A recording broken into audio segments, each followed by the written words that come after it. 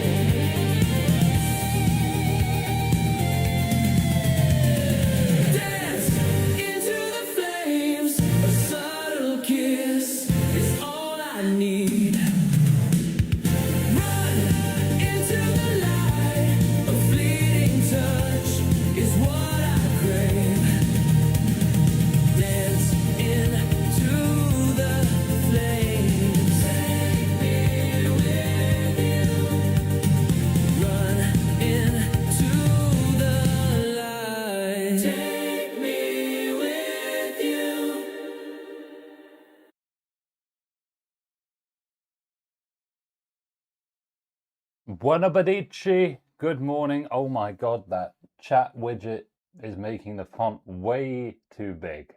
How is everybody? Got a bit of wet hair going on here. Need to wait for it to dry, for my sea salt spray to kick in. Hope everyone's having a nice Sunday. I assume it's still Sunday. I got quite good viewership considering the time of day. So I'll show you the PC in a second. We'll let people filter in. And you can see the spec up in the, this way. Yeah, it's quite hard to point to stuff when you're mirrored. Yeah, so up here, you'll see the spec. You can tell me whether I got a good deal. I think this is a decent deal for a trade-in, right?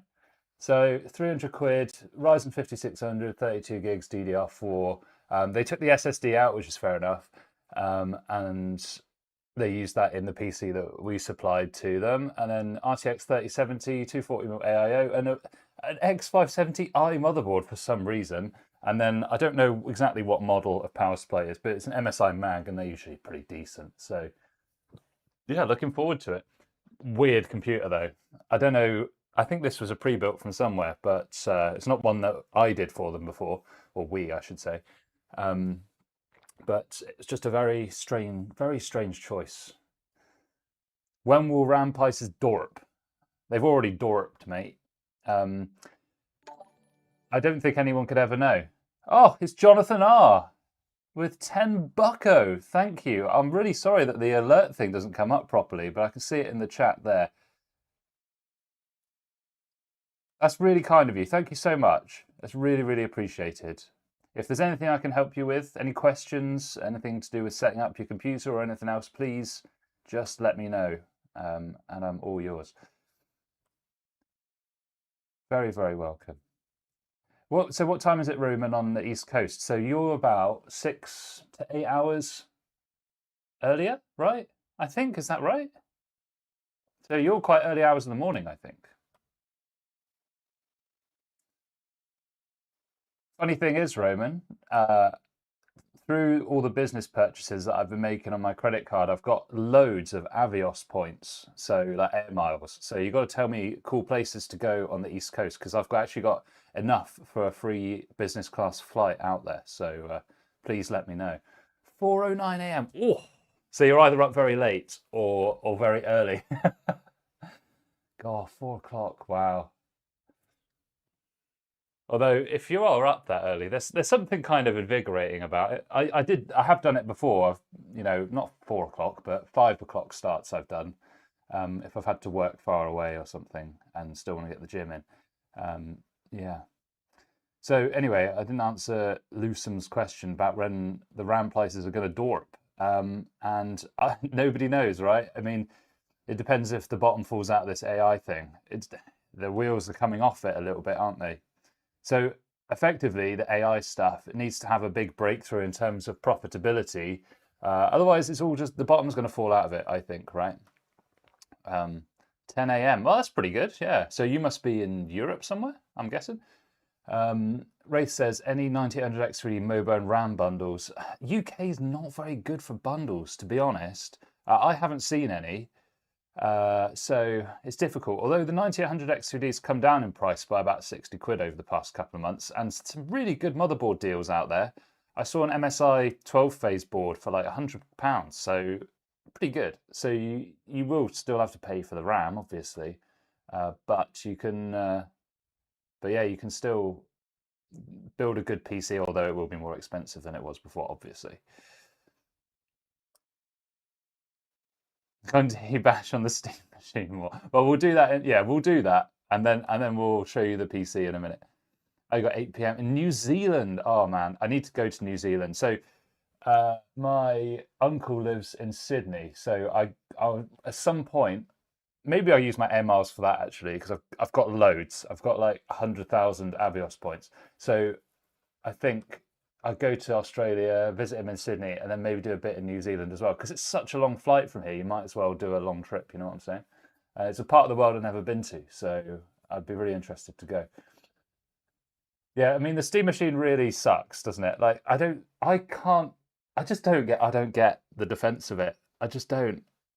Do you know, sometimes the longer I do this YouTube stuff, and being in the tech world, sometimes you just feel like you're the only person that's actually thinking about something when everyone else is just on some kind of hype train or is trying to be some kind of activist. Like, the justifications are usually like it's very easy to use, but you can do that with Bazite, and to a lesser extent, you can do it with Xbox game mode as well. I've got a smart plug. It cost me £12. I put that in. I use the AC back setting on the motherboard, and I can do the same thing as turning it on with the controller, essentially. So I don't see that being the appeal. Yeah, it's very small. That's pretty cool. Yeah, it's very hard to build a PC that small with that kind of power. So, okay, fair point. Is it worth that extra outlay? Probably not, right? Are people really that space starved that they couldn't put in like a regular ITX system? I don't think so. I don't think so. So I don't see the appeal. I really don't. And all this stuff about Steam OS, it's not worth it to get the Steam OS. If you set up your Windows properly, it will be the same speed as Linux. I've got Bazite on my living room one just because it's very easy to use, and it gives you the same thing as the Steam OS does, so it's fine. It works well. But on my main computer, I'm not going to get rid of Windows because it's just I just want it to work, man. I don't want to have to mess around. And I don't want to be an activist. Like, I understand that it would be nice for Linux support to be better. I agree. But I'm not going to tell people that something is there that isn't there just to be an activist to try and get people to adopt Linux and put things in place for it. So it's a weird thing. I think people project a result that they want onto something to try and further a cause, but I'm more interested in what's just actually really happening. What's with the Spanish options? I don't know. I don't understand how my brain works. The Steam machine sucks, man. There's no one should buy it, in my opinion. I can't see any consumer where it works. If you don't have that much space to put a gaming box, you've got other problems in your life, to be honest, that you should be sorting out before buying €1,000 or whatever unit. So Roman's telling us here all about these micro center bundles, right? 9800 X3D, B850 Gaming X Wi-Fi 6E, which is a good enough motherboard. That's pretty good. I think that's an 8-phase VRM. Maybe it's a 12 actually. You get 32 gigs of 6,000.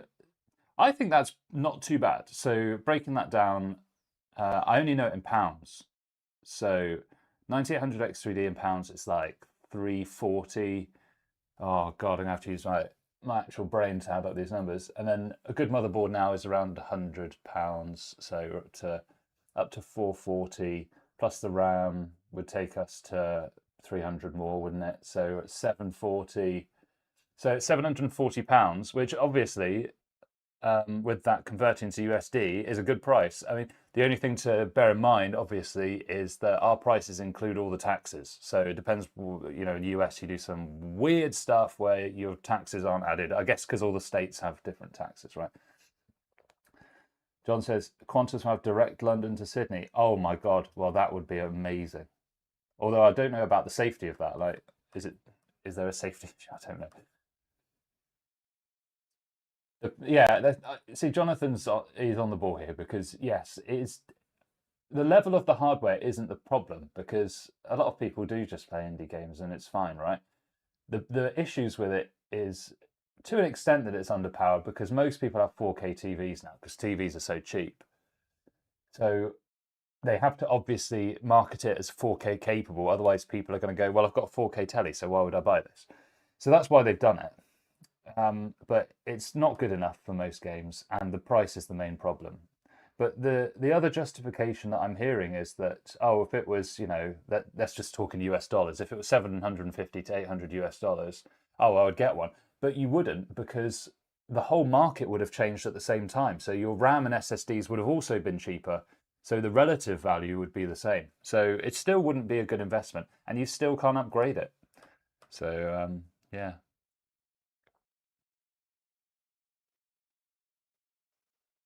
So yeah. All right. So we've had a good chat. Let's have a look at this computer now. What's going to be the best way to do this? Probably the top-down camera, I think. I will at some point I will try and fix the live chat box. Basically, I made it bigger because last time it was way too small, and now I've gone too far the other way. I know you don't even get a controller as well. It's tricky. I mean, I don't blame Valve for it. This is the price they need to price it at to make it profitable. So it's not their fault. It's just I'm not. There's no point against Valve. I don't care about any of that. I just evaluate the product for what it is, and the product is not good value. Like you can even get a pre-built PC. It's not like, oh, you're not getting the warranty and everything. It's like you can get a pre-built for the same price. Right. Okay. So yeah, this will be the easiest way to show this for now, rather than have to shift that whole camera. So this is the trade-in PC. So it's obviously not done yet. So weird. It just looks really weird to me. Like, you guys will tell me. What do you think looks weird about this PC?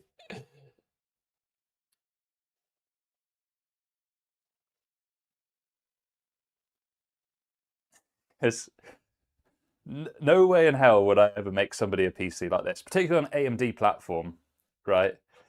Uh, like I understand the ITX board if you were on an Intel platform, because having the two memory channels, it will make it easier to RAM OC if you've got a good ITX board, right?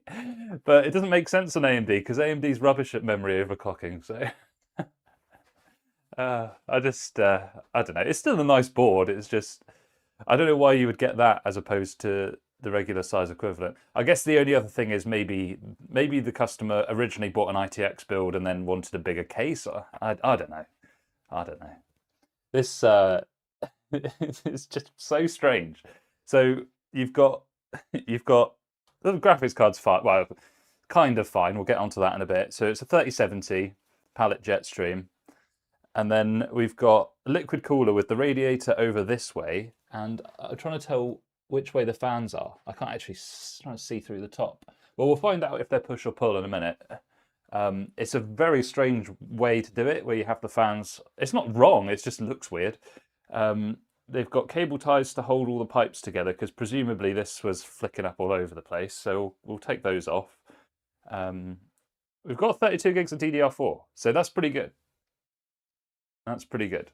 That's probably like a good chunk of how much this is worth at the moment. And then this is an X570 Aorus board, and I've already taken it out. I don't know if you guys ever remember the X570 days, right? But the first lot of them when they came out came with this horrible PCH fans for the South Bridge. Oh, for God's sake, these things are ghastly. They are so loud. So you have to tune the fan profile. And the problem with the original X570 chipset is you can get degraded performance if you don't leave it on. So they brought out that X570S, if you remember, which didn't need it. But it's crazy. And then, I mean, my personal thing is I don't like the black hardware in the white case, but that's not egregious. It's not terrible. It's just preference. But I don't really like it personally. Although the worst design for me is when you've got someone's obviously gone all out to go white in their case, and they've done everything white motherboard, white cooler, white everything, but then a black graphics card, and I go, oh no. So yeah.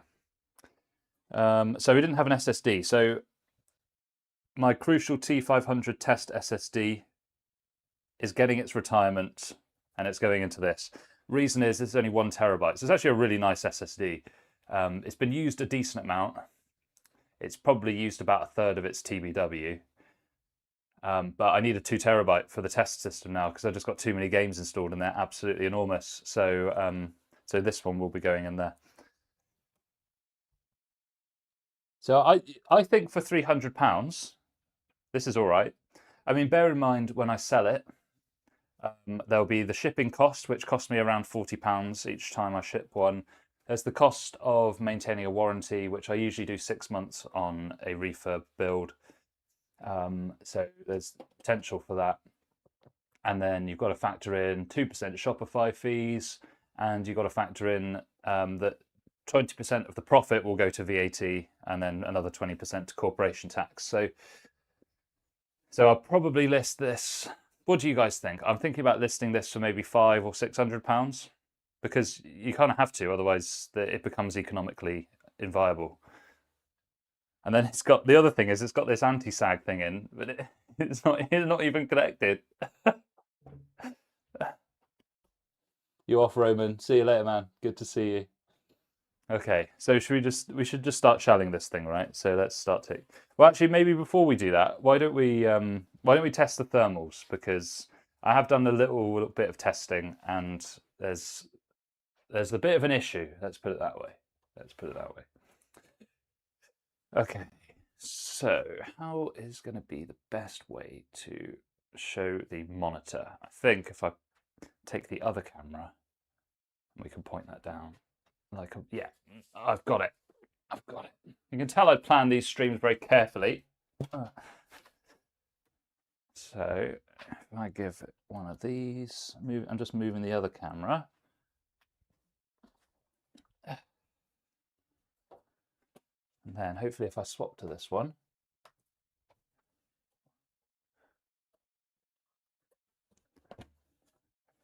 See, I guess the actual fix would be to get a capture card, right? But I've already got like 2 capture cards running the cameras, and that on its own already does my head in. So. I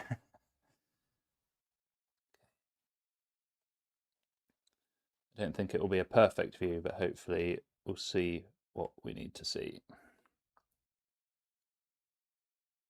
This is a lot harder than it looks, you know, to get it straight on. And hopefully that reflection will go when the screen actually comes on. Right, so I'm going to pop the SSD. Luckily, I've left all the test stuff on it, so I don't have to reinstall anything. And I've already updated the BIOS as well. Okay, so we'll plug it in, and we'll see what we're working with here.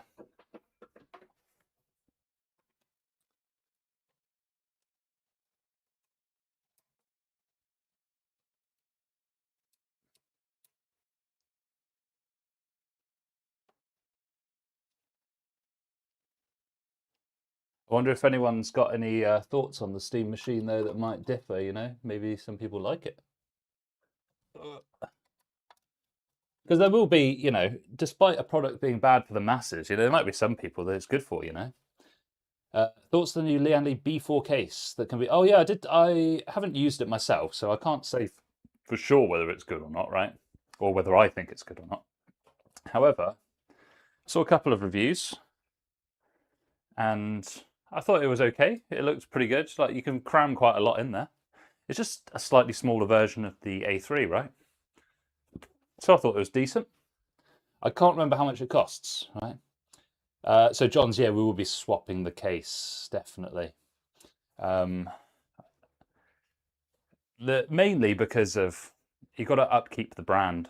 That's the thing. If I sell it like this, it's gonna, I don't know, it's probably more damaging to the brand than to stomach the cost of swapping the case out.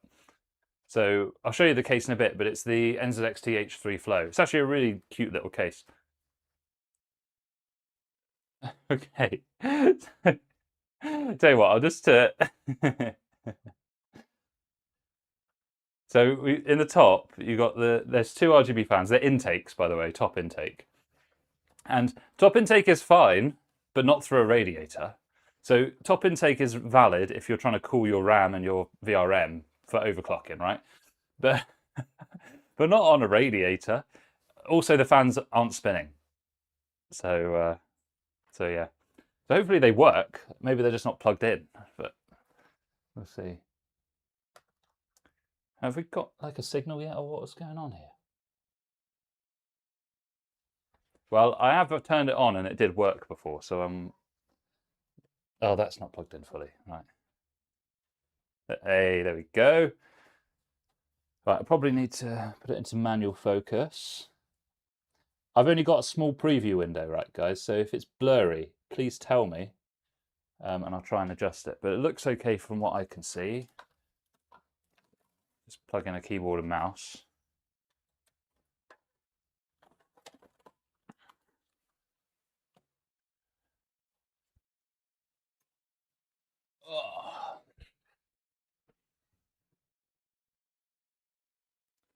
Right, what do we think, guys? We test the CPU or the GPU thermals first?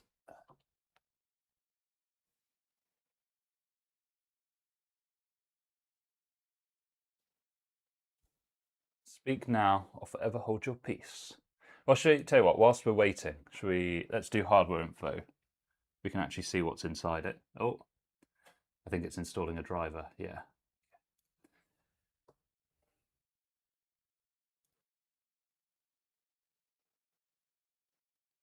So we will want the summary.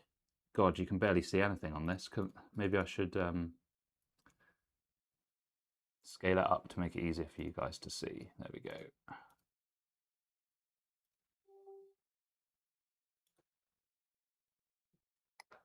9900K with 5080 Super Ultra Wide. I mean, Wraith, the thing to do really, firstly to ask yourself, like, do the games you play would you benefit from more frame rate? Because that's going to be the key, isn't it? You know, if you can lock your frame rate to 120 and always get it, then you're going to have a pretty good experience. But if you're playing like if you shrink that down to 1440 to play like a Battlefield or a COD, you might want a better CPU. So it depends on the use case. But equally, especially if you overclock the 9900K, get you still get good performance out of it. It is dated at this point, isn't it? But anyway. Oh, right. I don't know how much of this you guys are going to be able to see. Oh, Windows Update. It's doing my head in. Right. So Ryzen 5 5600, which is good. That's fine. So Gigabyte X570i Aorus Pro Wi-Fi. I mean, it's a very, very nice motherboard. Yeah. So if you want to get 240 Hz, yeah, you'll need a better CPU. So yeah, you'll be looking at a 9800 X3D, in my opinion, is the best way, or 7800 X3D. Because 58 is a absolute banger of a card. So it's, oh God, who remembers this? The LHR. Oh my God. So it's a RTX 3070 low hash rate. I forgot about that. God, those were the days, huh? And then we've got 32 gigabytes RAM, CL18. And it's clocked at 1800. So it's 3600 CL18. So kind of standard speed, DDR4 RAM. Okay, well, that's all right. So this is looking like a good deal so far. Why don't we test out... Well, why don't we make sure the driver is installed first? Because that would be important, wouldn't it? Not benchmarks. What am I looking for? Graphics drivers. Yup. Yup.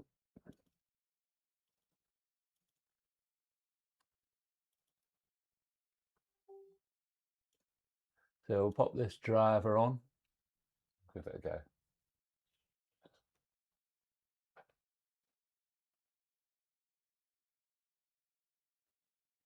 And we'll test it out. See what the thermal situation is.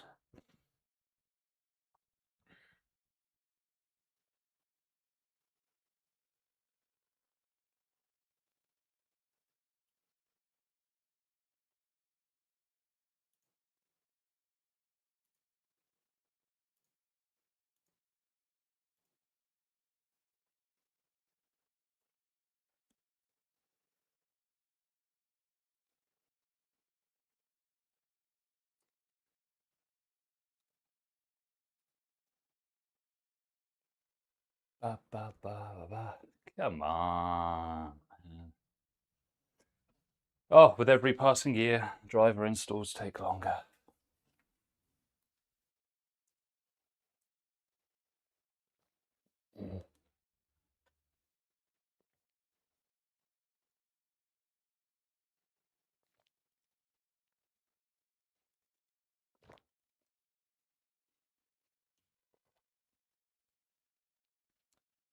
So Wraith, yes, you can. You can just take it out and put it in, but I wouldn't advise it, mainly because you're moving platforms. So generally, when people move platforms, I'd advise they just start fresh with a new copy of Windows, because it's just a good opportunity to do it. It's just good housekeeping. It stops drivers getting tangled up with each other.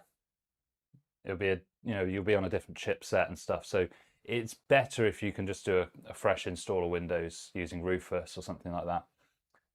But it will work if you just put it in. And I don't think your SSD is going to hold back your performance. So there would be no need to buy another SSD as long as you've got enough capacity.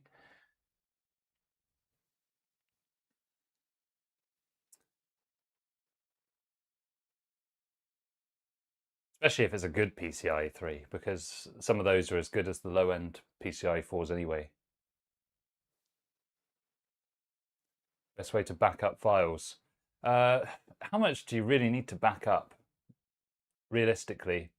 If you've got documents and things like that and photos, then you just need to put them onto an external drive, or maybe sign up for a cloud storage thing. Even if you just get a trial, use the trial and then do it, or split it. If you don't want to pay for it, then you can just split it between all the different free tiers of all the online storage things, and then just download them again afterwards. I wouldn't back up game files. I would just download them again, unless you've got very, very slow internet. So I'll just find the files you need, put them onto a cloud storage, or ideally just onto an external hard drive or something. But that would depend if you've got one. Most people on gaming PCs don't have any information that they need to back up most of the time. But yes, always valid to ask. Well, what's going on with this NVIDIA driver? Like, why is this taking so long? And what the heck is going on? The latest NVIDIA driver should support 3070. Oh, there we go.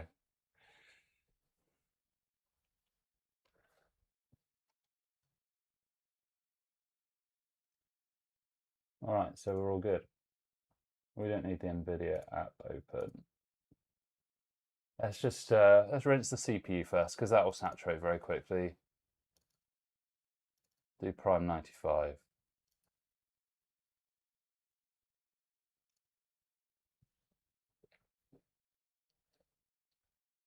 I mean, with the fans not spinning, I imagine it's just going to roast under there, isn't it? Although I will say, I got a customer support message from somebody saying something. I can't remember what it was. And what was it? I can't remember. Yeah, they just noticed that the fans weren't spinning on their top AIO, and the cable had just slipped out in transit, which rarely but occasionally happens. But he said the temperatures were still fine. He said the games were running great and the temperatures were fine. It was a Lee Hydro Shift 360, and the fans weren't running for weeks, and it was still running the CPU at like 70 degrees. So sometimes a good pump is just as good.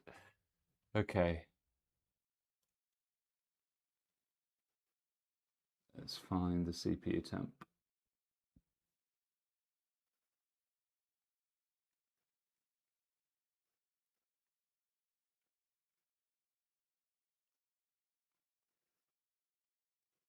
What in the world? Where is it?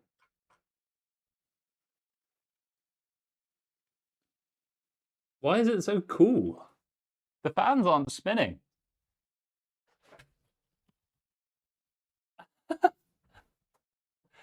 I don't know if you can see that, but see, we've got Prime 95 running, and it's only hitting like 60 degrees, and the fans aren't even spinning on the liquid cooler. That's pretty cool.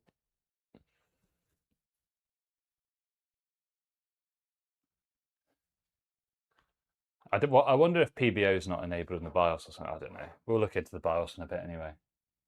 That's fascinating.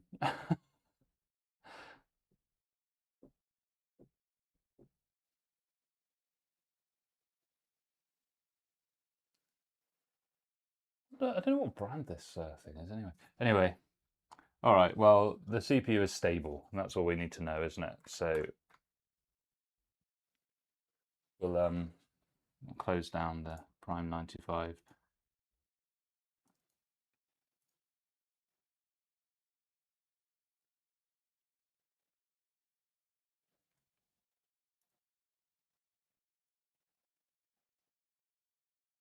Gonna reboot it because Windows Update is doing some weird stuff. Then we'll test the GPU temps and then we'll get on with the refurb. Shouldn't take us too long, depending on how much we need to do. I mean, if the GPU temps are bad, then we'll have to do a bit more work on it, I think, but we'll see.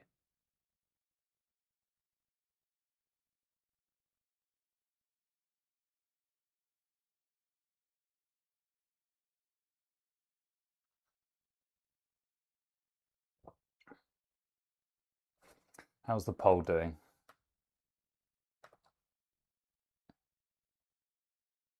Yeah. Oh, some people don't mind it. You know, we've got about 20% of people not minding the Steam machine. So if you like it, you like it, and that's fine. I just don't think it's good value. Right. So next we can load up Firmark.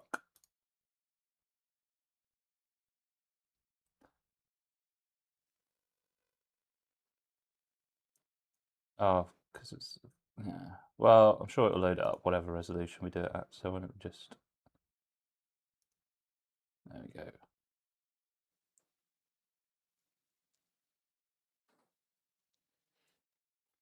And we can see how we get on.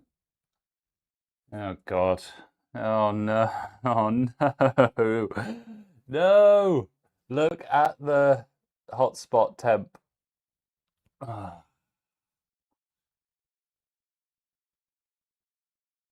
The fans are starting to go now as well. Not mega loud, just decently loud. Oh. Well, it's a 3070. When did the 3070 come out? Was that like 2021 or something like that, wasn't it? I can't remember. So somewhere around that time.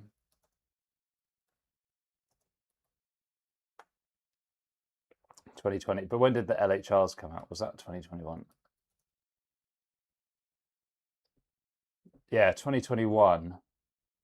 So the card is 5 years old. I do hope it just needs a paste change. The other thing that can affect the hotspot is, unfortunately, if you've had sag on your GPU, like bad sag, for a long time, it can warp the board a little bit, and it can mean that some bits don't make good contact. So you get one little hotspot that doesn't get cooled properly. That's a possibility.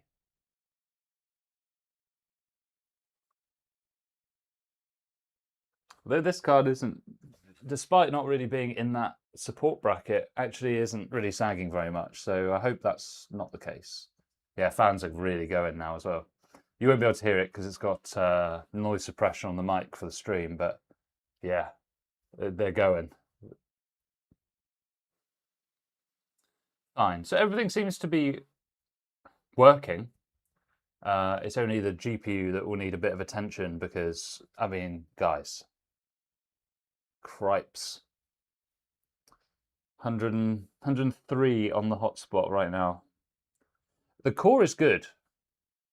So the core being good tells me that the design of the GPU is probably adequate, but the hotspot means that there's some part of it isn't getting full cooling, because it is normal for the hotspot to be higher, but 103, that's like a 30 to 35 degree delta between the core and the hotspot, which is a bit too much.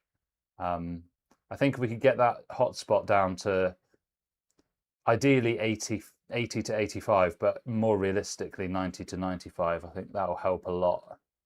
And we could undervolt it as well. The 3000 series graphics cards really undervolt well, so we could also help by doing that. Yeah, a lot of the board partners are using PTM, and I think that's very wise. It's good stuff. I can't really find a good reputable place to do it that sell it in the UK. But I know the USA have got a lot of it. I think it's a very good idea because it lasts longer as well, doesn't it? I think the face sheets, right? If I remember correctly. Because the problem with a lot of pastes is that they get pump out, which is where all the liquid bits, like the wateriness of it, comes out. So maybe with a PTM it would be better. Well, I think we've seen all we need to see there. So 104 degrees C hotspot. but the core is okay. So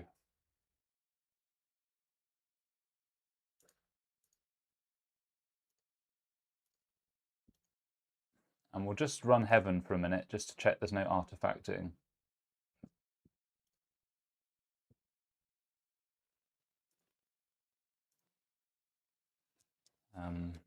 Because that would indicate a memory issue, but well, usually a memory issue, not always, but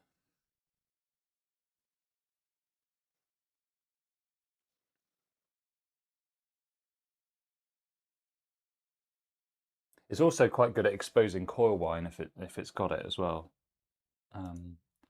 which it doesn't actually. It doesn't have any coil whine. NVIDIA 3000 series was not very bad for coil whine though. Whatever the Radeons that were out at the time were bad for coil whine though. 5000 and 6000 series Radeons. Whew, those things had coil whine. Most of them.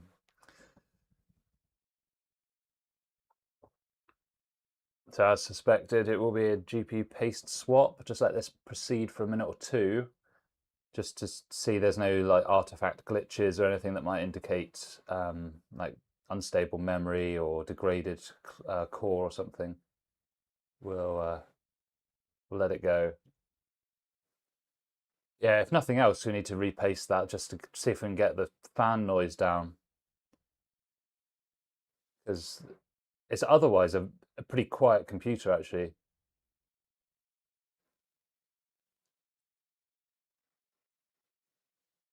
Seems to be running all right.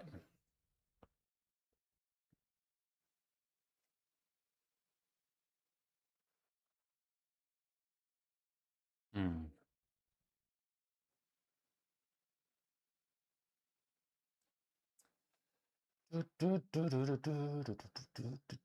Okay, well, listen, things look to be pretty good in terms of the stability, so I'm happy with that.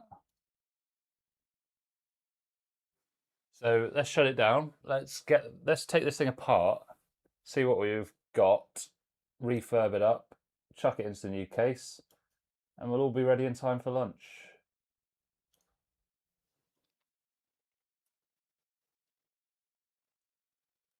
All right.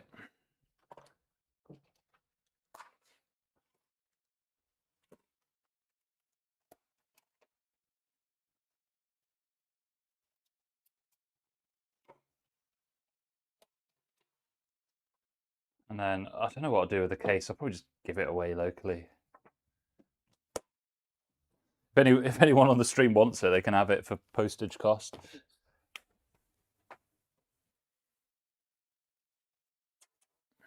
Okay. Oof. It's quite heavy. Right.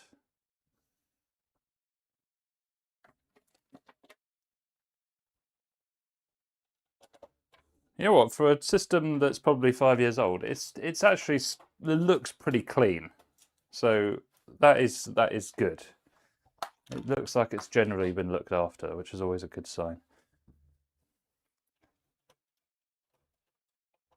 Ugh, come on. Oh, backplate is hot. Oh, remember when NVIDIA used to have 8 pins rather than 12-volt 2x6 bye-bye cable melty bye-bye? Those were the days.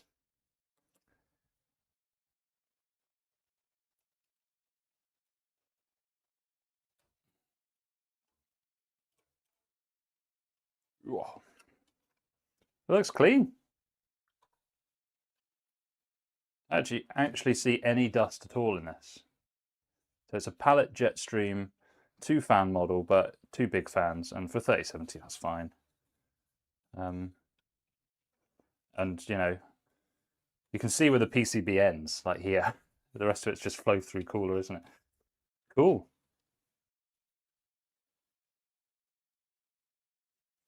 No, it does wall up a steam machine, although it's difficult to compare used. And also, don't forget that this is a trade-in for a computer that they've also bought from us. So a lot of this will be the convenience of trading it in versus selling it themselves. Like, if this guy sold the computer himself, I'm always honest. Like, I tell him, if you sold this yourself, you probably get 500 quid for it. But it's up to you whether you value the convenience of just trading it in, knowing that you're not going to get anyone trying to bring it back or ask you any questions about it, you know?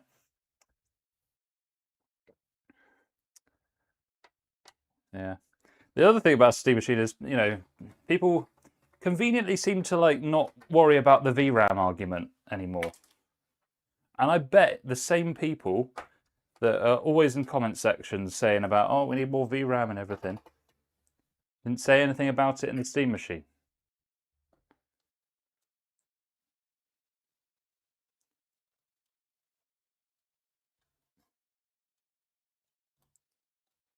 God, ITX board in this size case is just so strange to me. On the ARGB plug is here. God, that's... These are in the early days of ITX, really, I think, weren't they? Because they're a lot more thoughtful about where they put stuff now.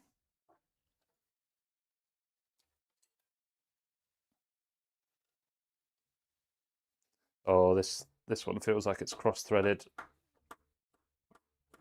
I think that one's cross-threaded, I think.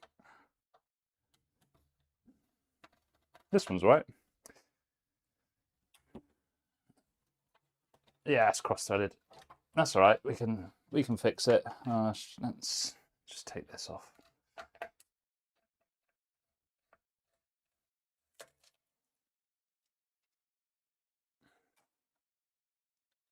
It's one of the rare AM4 coolers that has its own like backplate rather than using the little hook over technique that they all seem to use on the AM4.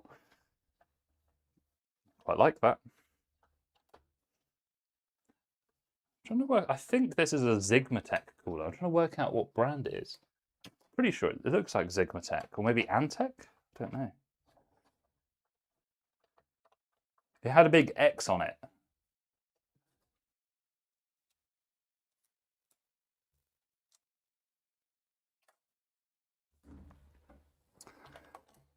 Okay.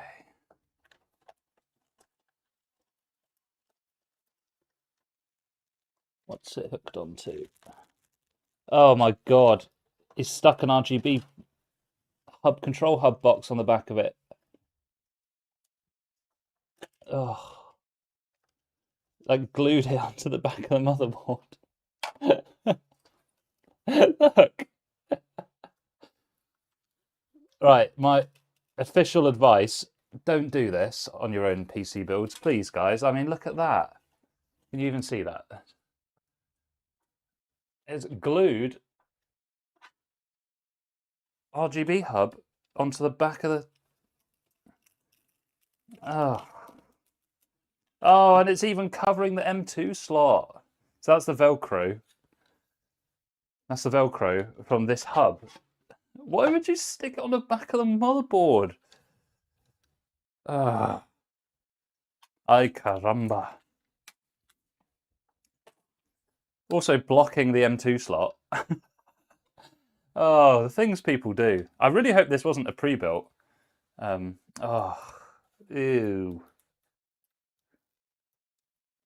Grody.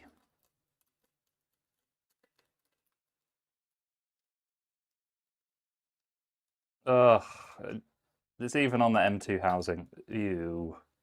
Yeah. Alright, that's do not do that.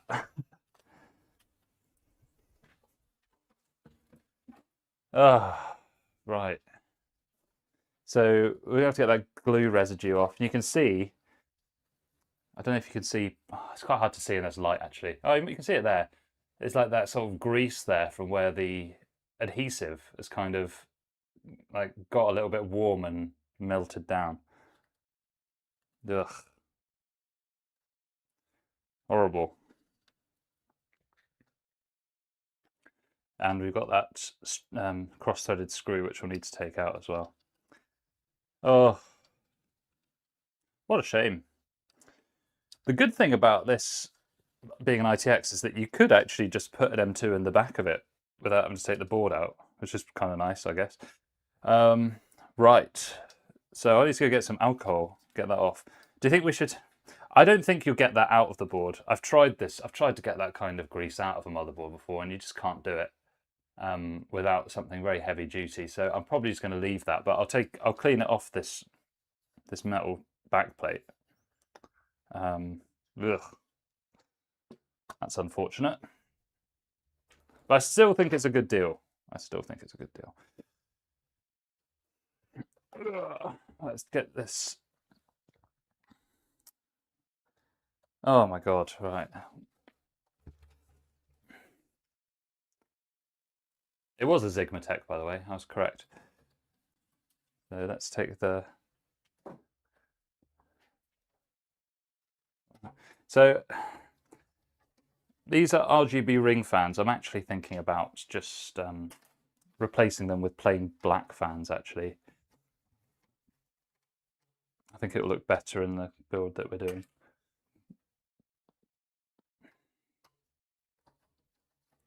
Oh, yeah. Of course, you have to use the long screws because the fans are a top intake for a reason unbeknownst to me. I actually can't. That was just a normal fan. They obviously run out of the long ones. I've got some spare ones upstairs. We won't need them anyway. Although, oh, hang on a minute. Oh, hopefully I've got some spare radiator screws. Because they won't have given me any, will they? Well, if we can't, we'll just dispose of the liquid cooler if we can't get the screws, because it's honestly not worth it. I'll just chuck a tower cooler on it instead.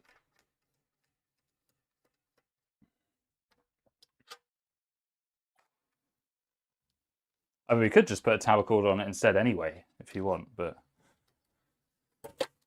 Ugh. Oh, these fans are gross. Ooh. The cleaning did not extend to the radiator fans, let's put it that way. Okay. What kind of horror show are we looking at in the back here then? Oh my god. It's a Molex. It's a Molex powered AIO. Jesus Christ. What do you guys think? Should we just replace it with a tower air cooler? Because it's only a 5600, right? Or do you think we should just keep it? I mean, you won't see the Molex. It's just... I don't know. I'll think about it as we go. Okay. At least, you know, it made for an interesting teardown anyway.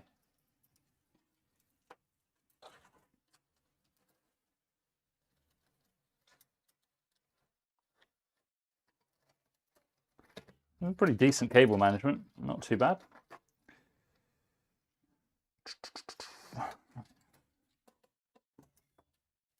You say keep it. All right, yeah, because you know it's Molex, but it'll be around the back, won't it? So yeah, it should be fine.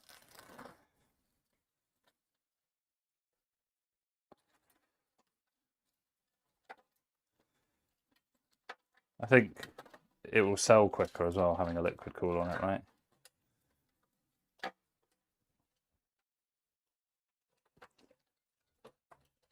Yeah, I like air coolers myself. Just less complicated, which means for me is better, but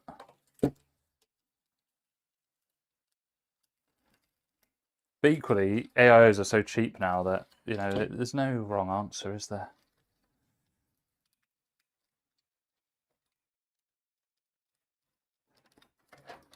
I don't think I'd have an AIO on my computer anymore.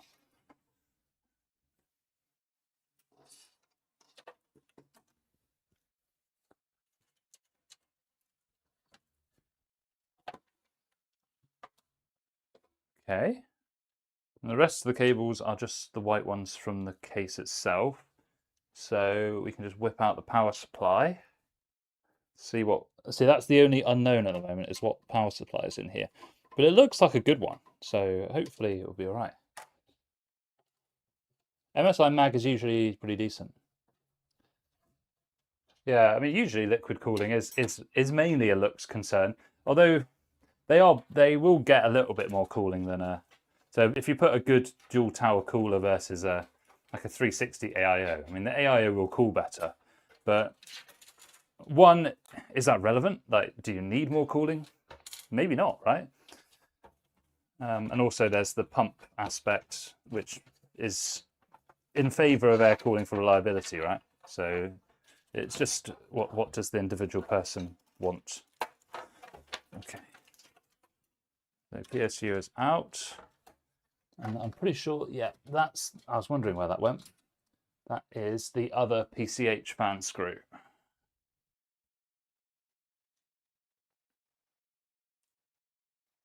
What case is this? I actually don't know. It's an MSI something.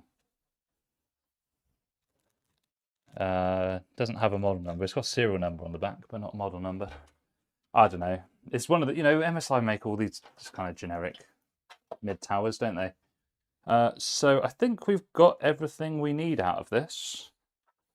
There is an anti-sag, but it'll only work with this case, so I'll just leave it in.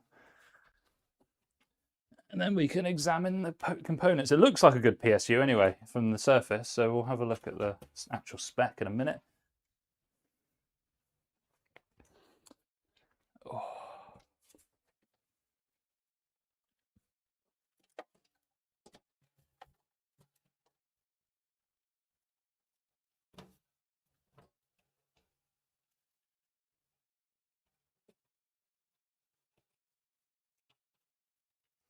Try to get in the good habit of just putting all the panels back on before moving on to the next bit. Try and be as neat as possible. The glass is upstairs, so I'll just get rid of this. Ooh. Okay. So, a bit of paste on that.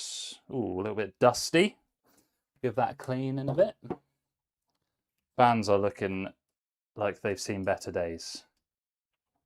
And honestly, I think this will look better with black fans. So I'm going to see what fans I've got available upstairs in a minute. I think I'm just going to bin these fans actually,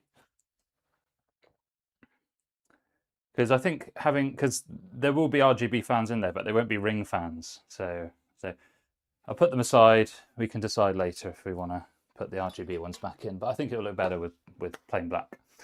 Okay. Oh my god, this is actually a really nice PSU. What the hell? MSI Mag A1000G PCIe 5. Holy moly. Although it is missing the 12-volt cable, but oh my gosh. I did not expect, I thought this was going to be a 750 or an 850. Christ. That's pretty good. I mean, that's a pretty nice PSU. Jesus, 1,000 watts for this system the build just gets stranger. And then we've got our 5600 with our 32 gigs of RAM and our sticky grease on the back, which we'll get off. Let's do, I think we should do dust blowing first. Let's do that. Let's get that out of the way. And then we'll move on to the alcohol cleaning part. I think that's going to be the way to play.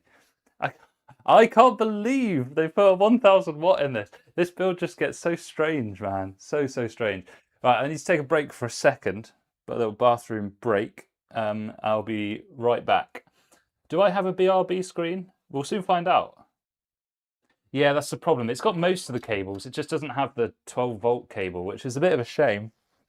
But it is what it is. It'll still be good for anything that needs two of these. So you could put a 9070 into this. There's lots of 9070s that have two 8-pin cables, so nice. It's what happens when you get a trade-in. People just chuck out those cables. I'll never understand it. I've got all of mine, but people just chuck them out. I suppose it being a 12-volt high-power cable, you could just put a generic one in, right? Because the standard should be the same. The pinout should always be the same for that one. It's not like the other cables, I think. but someone can correct me if I'm wrong.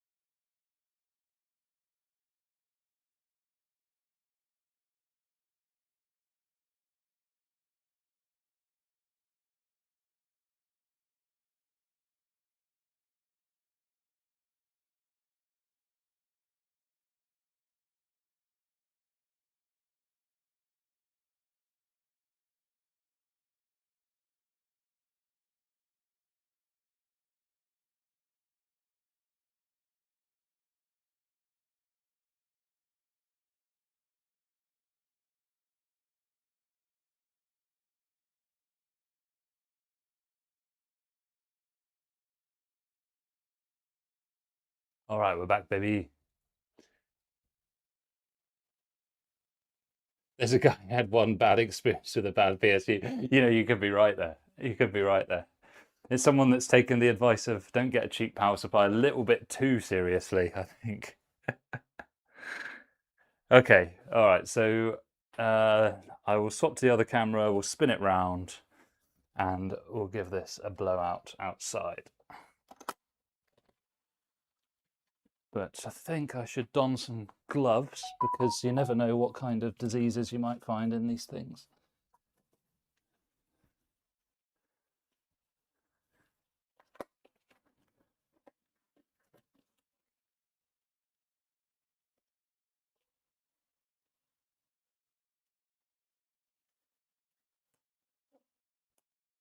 All right, so if I swap to this one, we'll use the CompuCleaner duster in a sec, just give this a spin.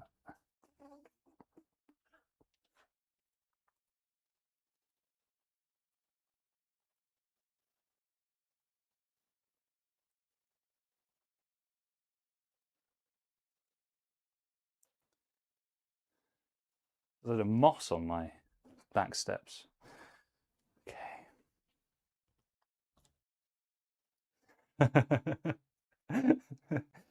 And so you should be, Johns. It means you're either about to get stabbed or penetrated.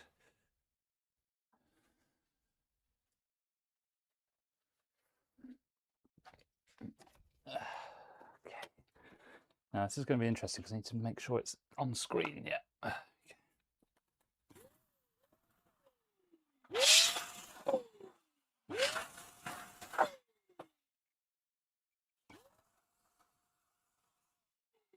Pretty good. There's no dust in that at all.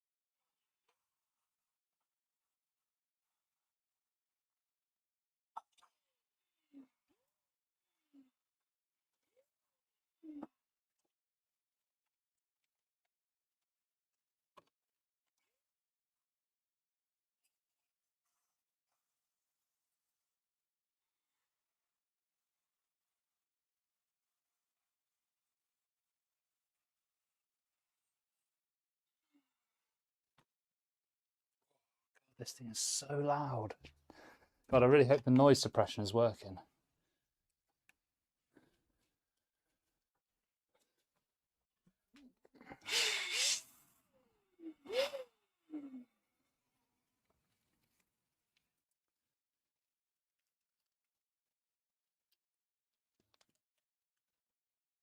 Ugh. Oh my God.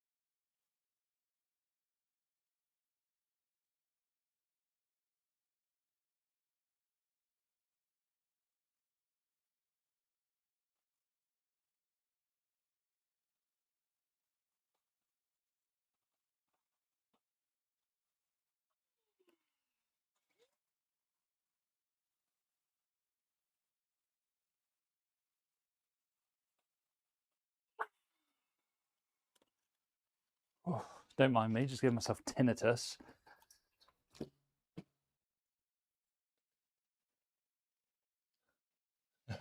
always dust outside, guys. Jeez, yeah. There is plenty of gooch. I mean, he does it inside, but next to a like some kind of fan, doesn't he?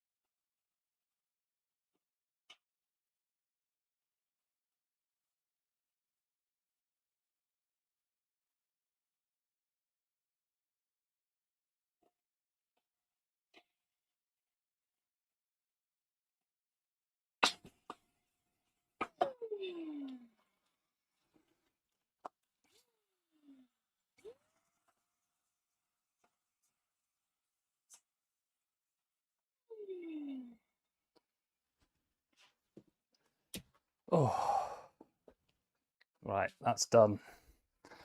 The gooch is degooched.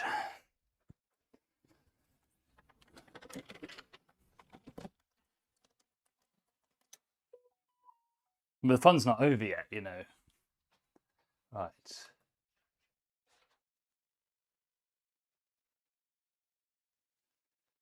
So next we need to do a bit of paste cleanage.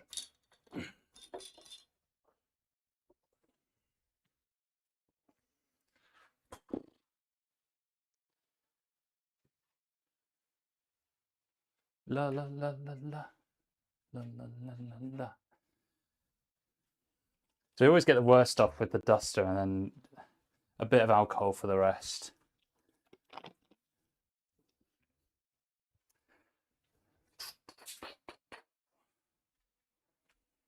I need a cloth really, rather than kitchen paper, don't I?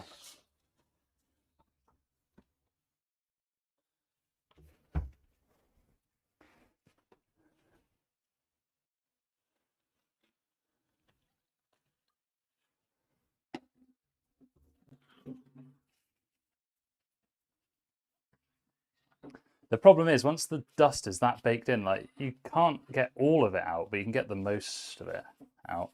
But when the light hits it from a certain angle, you can see there's a there's still a bit of residual in there. But that duster is very powerful, so I think if that doesn't get it out, I don't really know what will. No chance of getting it out.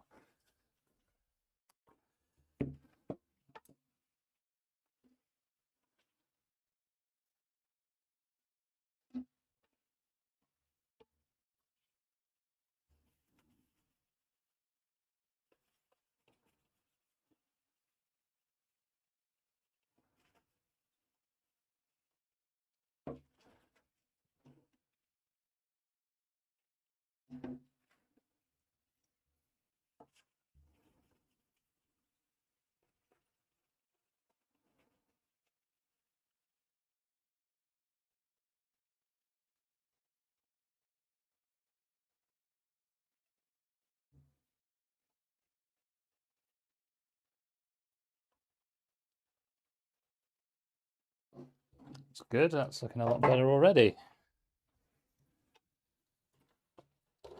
Happy Steam Summer, yes. I did get a notification about that. Although with all the hardware I'm buying, there's loads of deals about like getting free games with stuff. Like 007 First Light, has anyone played that? It's actually a pretty legit game.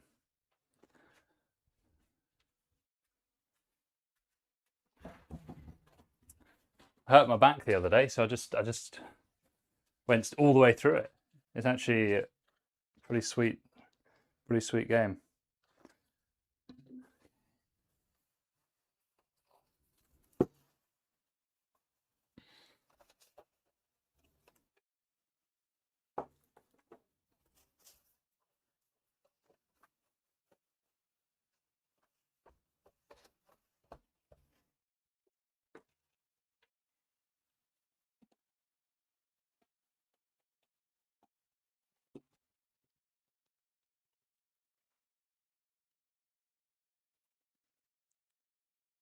And because it's quite a bit of an older system, I should probably take the opportunity to clean each of the cables as well.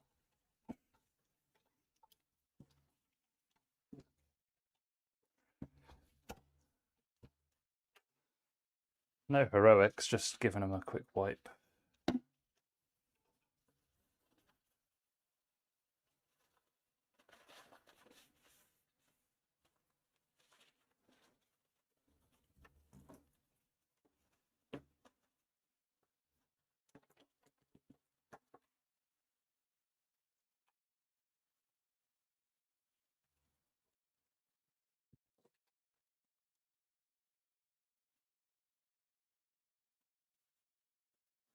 Jesus, is that that's a floppy disk plug, isn't it? Wow. Surprised they still ship with those, really. You would think it'd be like an optional extra or something.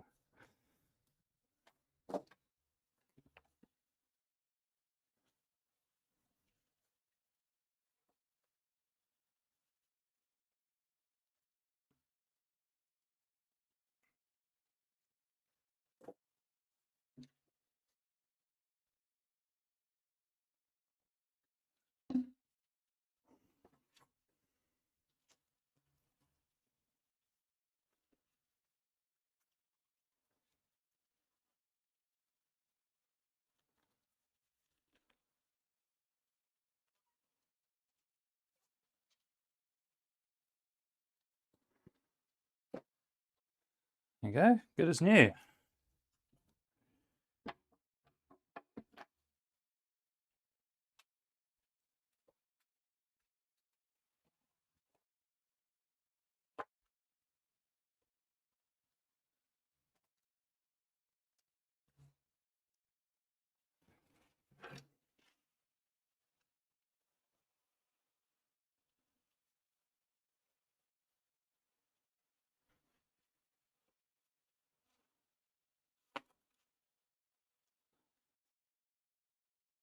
I'm not even going to take it out of the socket. No need, is there?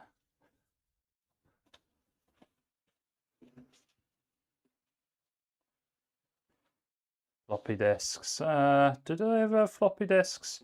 I think I was at the back end of floppy disks. It was CD-ROMs really when I was a kid. I used to get like demo CDs in magazines. It would have like 5 different games on it that you could play for about 5 minutes each. There was one that was like Half-Life, Populous the Beginning, and a couple of others. Maybe Fear was one of those as well. I can't remember. Fear's still a good game. Holds up now, I think. Okay, looking good. Now we've got to try and get the gunge off the back. It should come off with alcohol, I think. Just soak the board, Jack. That'll do it, mate. Well done. I need something a bit rougher. Don't worry, guys. It's non-conductive, so it's fine. You're back. Ozzy's back after a long time.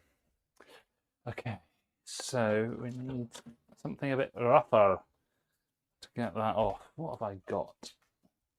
I don't do a lot of refurb cleans anymore, so all my where any of my gear is that I would normally use. I think I'm going to use a scourer at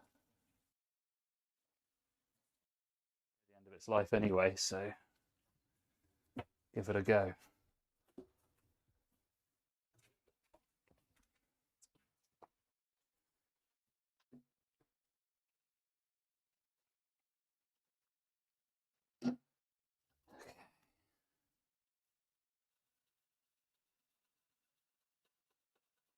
Yeah, that's working.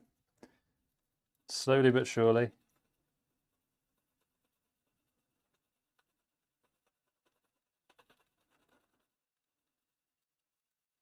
Jesus.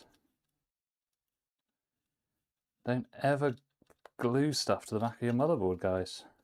Don't do it.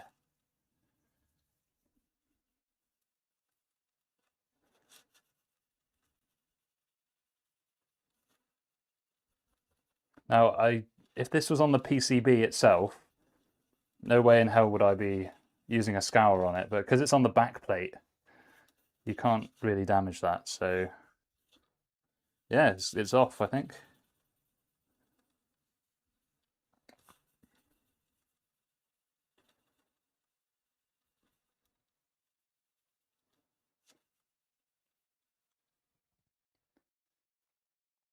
Have I pre-ordered GTA 6? Not on your life, mate. I can't anyway, I don't have a console.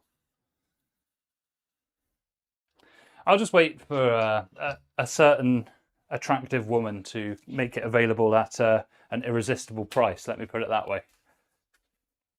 If you know, you know. And I won't explain it further. That should be all the information you need.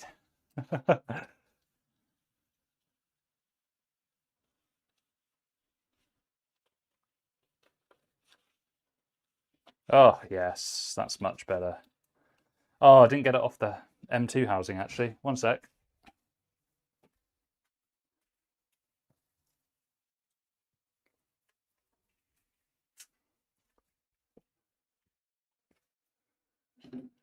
Oh, nearly out of alcohol. Need to save a bit for the GPU as well.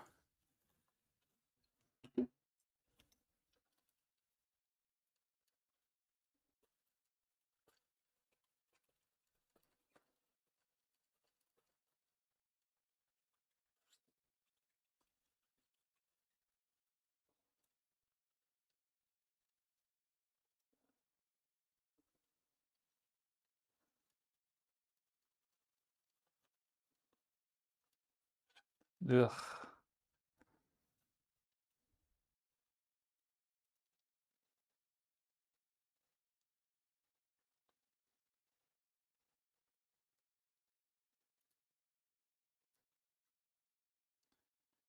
Christ.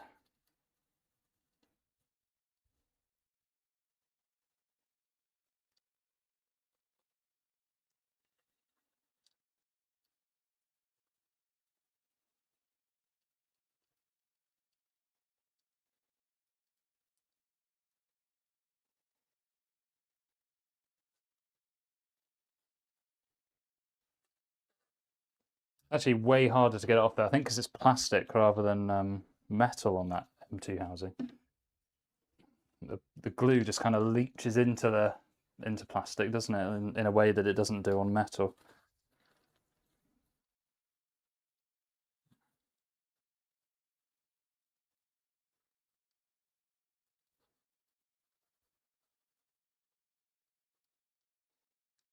Most of it's gone.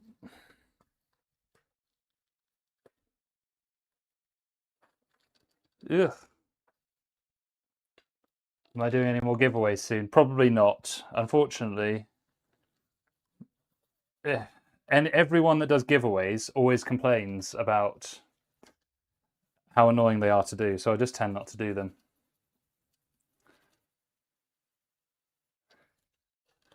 Because the problem is, you make one person happy and then a load of other people start complaining, even though they haven't lost anything. It's just be happy for the person that won, but it just, yeah, it's never good. And sometimes, like, apparently there's like legal implications, but I don't really know. Cool, all right. So that's good, that's done.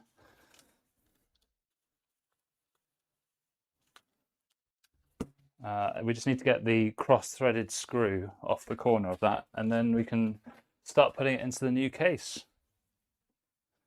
Just need to find my pliers. So here's a little tech tip, which I'm sure most of you already know. So if you've got a cross-threaded screw like this and it just gets stuck in the standoff and spins, right? So all you do is put your pliers on, and then I'm holding it with my other hand, so I can't do it, but then you undo the screw with the other hand, right? Let me see if I can put it on top of something so that you'll be able to view it.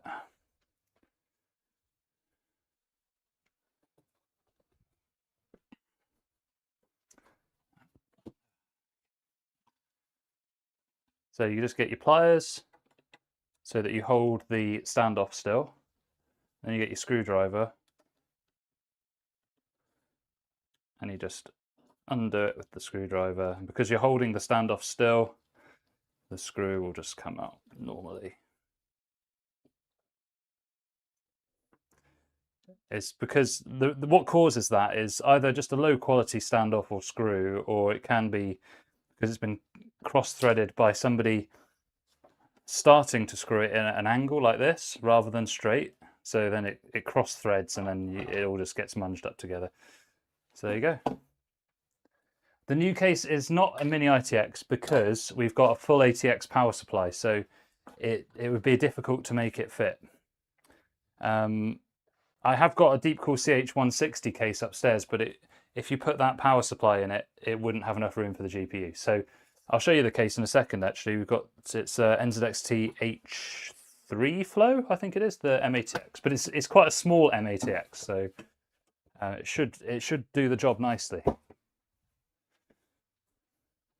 But before we get onto that, I do need to change the paste on the GPU. So that's going to be the next thing that we do. I can't really drop that camera any lower, unfortunately. So I can see that it's never had its paste changed because unless somebody's gone out and bought some warranty stickers, that there's still a warranty sticker. But this will no longer be under warranty anyway, so we're safe. So I just need my Diddy screwdriver, and we can see if pallet did a good job or not. And when I say good job, I'm referring to, did they just use standard Phillips screws, or do I have to use some stupid hex adapter or something to get all the screws off? All right. So I'll take them all off the core first. Not that it particularly matters. There you go. I do have some pads to change them if needed, but I don't know what the thickness of the pads in here is, so I'm hoping that just a paste change will do it. All right, so my screwdriver's too big there, so I need a smaller head.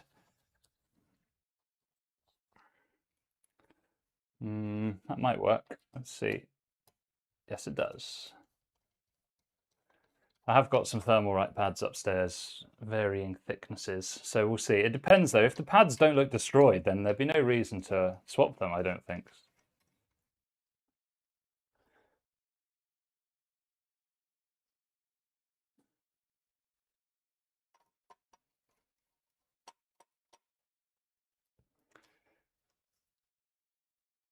I would hope the pads are still fine. We'll see. You can end up making a worse problem for yourself if you're not careful when it comes to the pads. Because if they've got some weird like 0.7mm pad or something and you put one in that's wrong, it's like, ugh. Last time we opened a graphics card was 1080 Ti. Wow, what a card, man. What a card. You have to say it's the goated card, isn't it? Hall of Fame.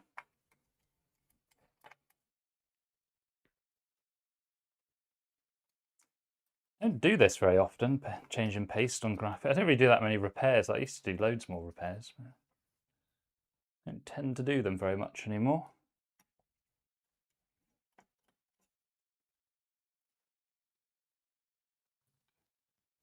Oh, you have two 1080 Ti's.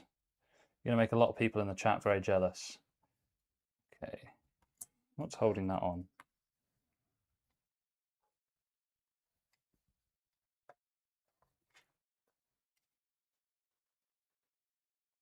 Ooh. Ooh. Oh, is there another screw? There is. There's a second warranty screw. How cheeky.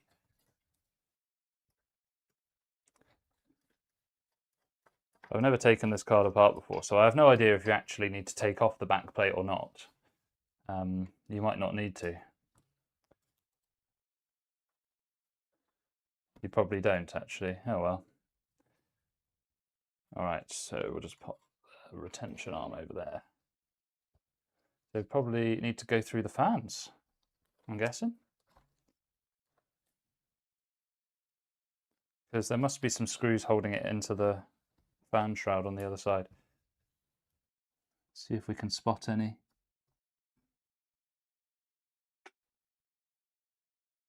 Is that one? Has that got a sticker on it?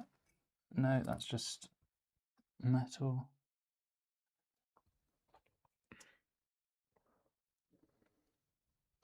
I'm just looking inside it to see if I can find a mount point.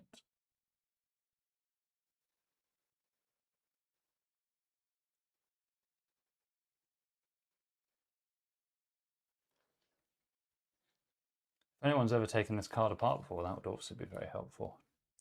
I can't see any obvious places to take the screws off. I think then I'll have to take the display ports out, I think, right?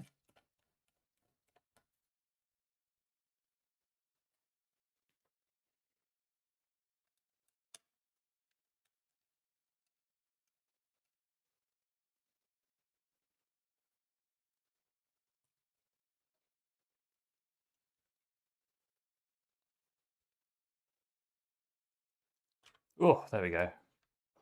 That got it. You have to be quite careful with cables because they're often run very short. Oh, that pad is a bit destroyed. Although that's on the memory, and the memory temps were okay. The rest of the pads look in good shape. Those are really thin pads.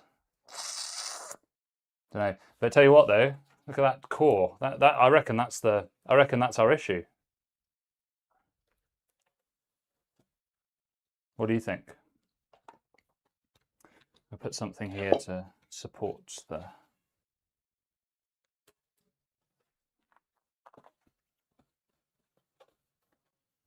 It's too thick.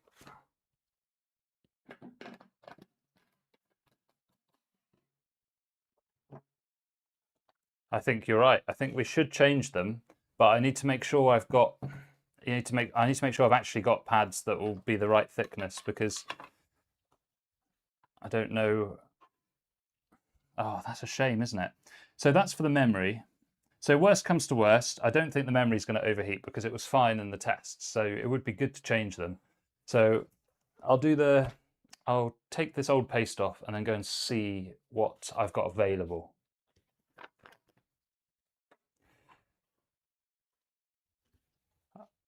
I might try swapping the camera to the other one, see if you can get a better look. Let me just try that. So if I go over to this one, that's not a better look yet.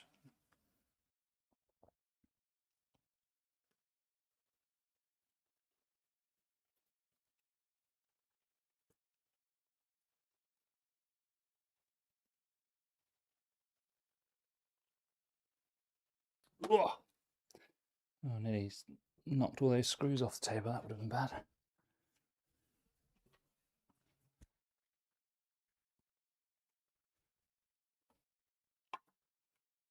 So, whoosh. Yeah, so you can see we've got a bit of a torn pad there.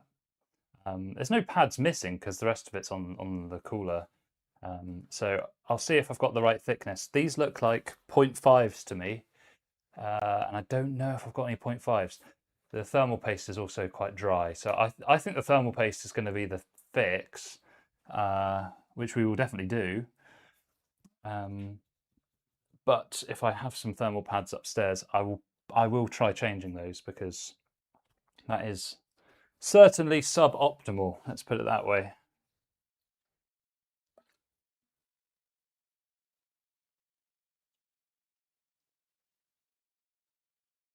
A lot of excess paste in here as well, isn't there?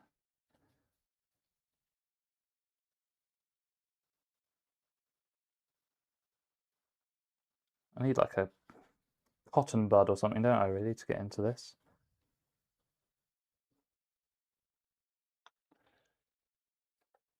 Ideally, I would have some kind of cloth, but I don't have one.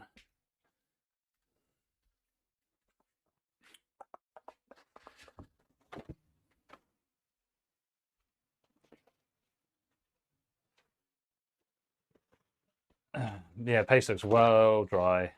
But then it's been 5 years, right? So paste's got to dry out sometime. Unless you use some kind of pad, then this will always happen.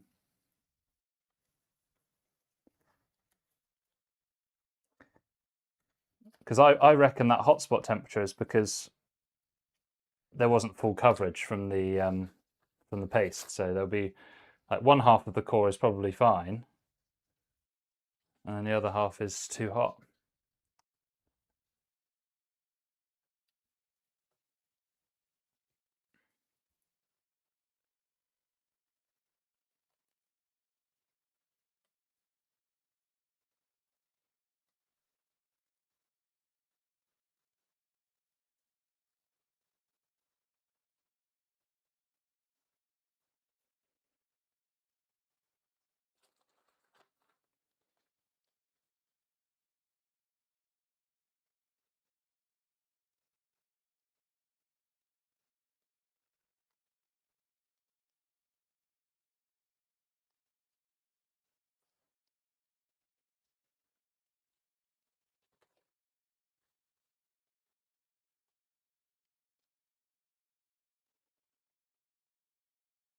It's classic pump out, isn't it? Really, that's what's happened.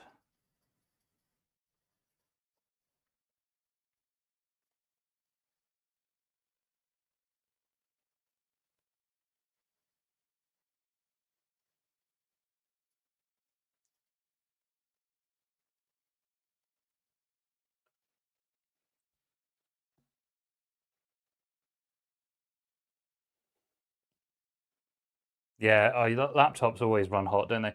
That's one of the places where the PTM makes a lot of sense as well, isn't it, for laptops? Because every degree matters. On a desktop CPU, for example, it might not be worth it because it's quite easy to change paste and it's cheap, and the difference between a pad and paste is going to be minimal. Whereas on a laptop, you want every degree that you can get, really, because the cooling is inherently worse, isn't it, because of the size.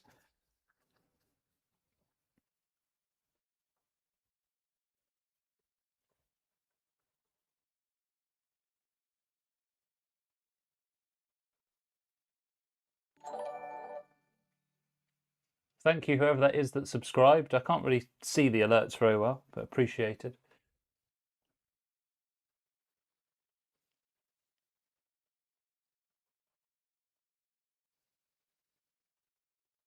All right, I'll be back in a min. I'm going to go up and have a look, see if I've got any thermal pads. I definitely had some before. I just don't know if I've still got them. So give me 2 minutes and I will be back.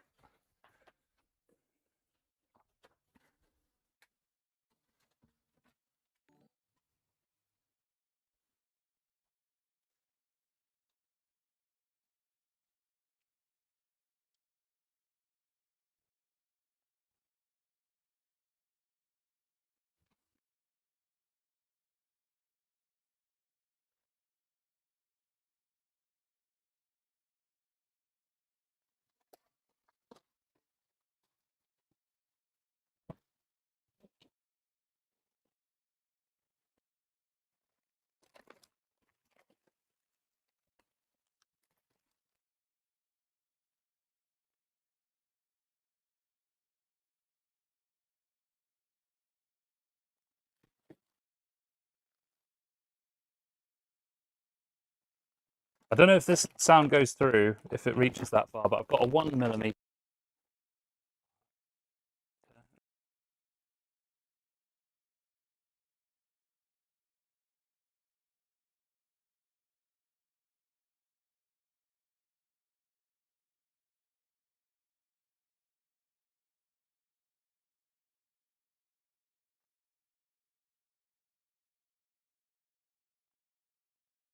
Before where I only had 1mm.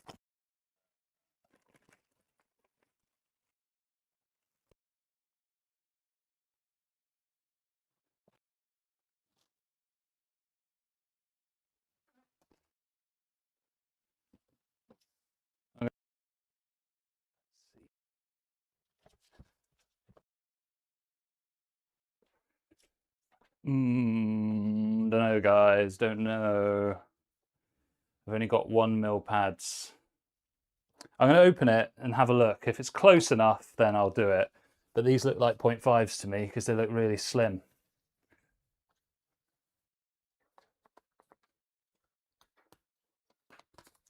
Interestingly, I've had these pads for years.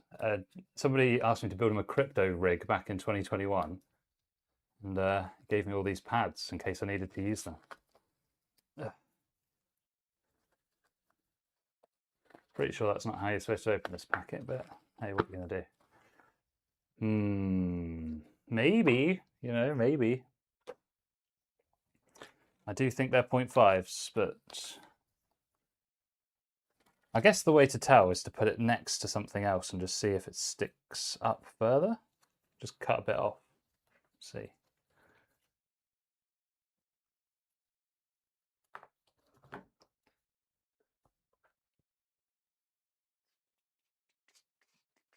These definitely feel thicker.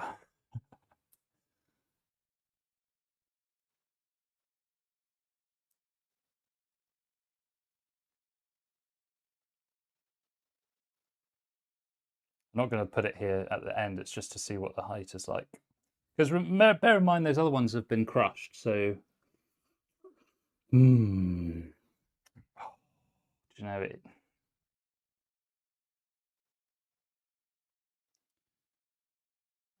I think I get away with 1mm here. I really think I get away with 1mm. I think this is okay. Because when when the pressure's put on them, I reckon this will be all right. So if I lay that next to that one,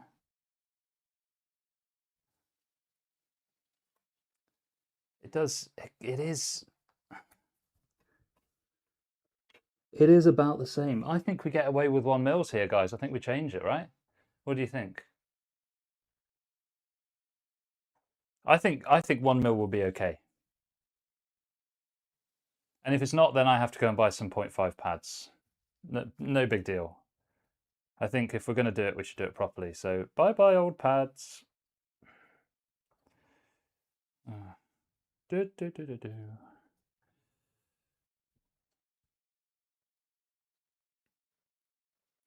I'm going to leave all the other pads alone because they're all intact.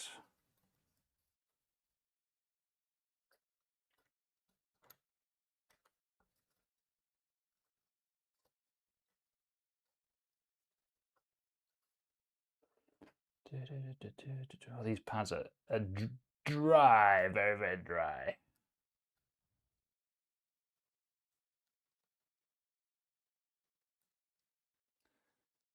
Definitely need like cotton buds or something.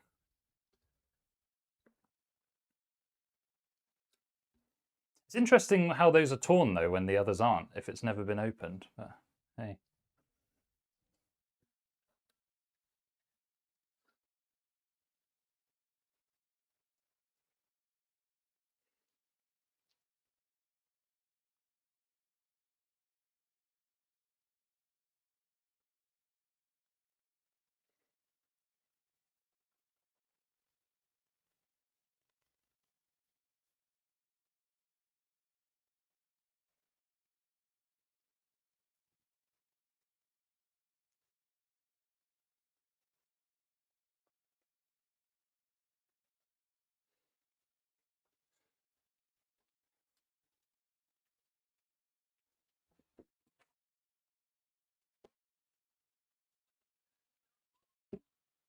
Yeah, this is isopropyl.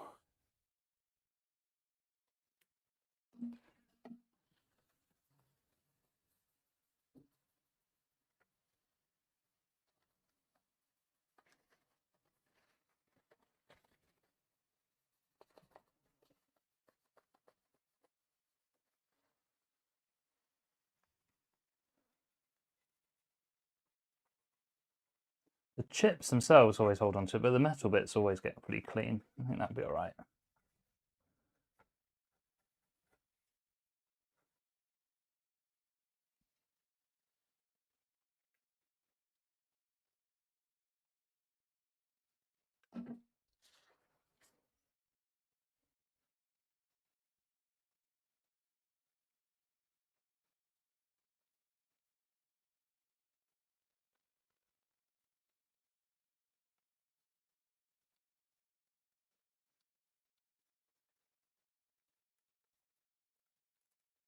Ooh, it's got a little guard on it around the core.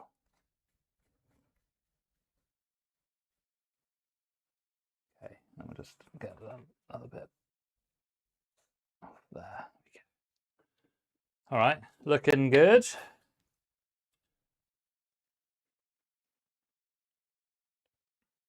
see, slightly too large. It's always a little bit tricky trying to get these right, but we will do our best. Just take tiny bits off at a time.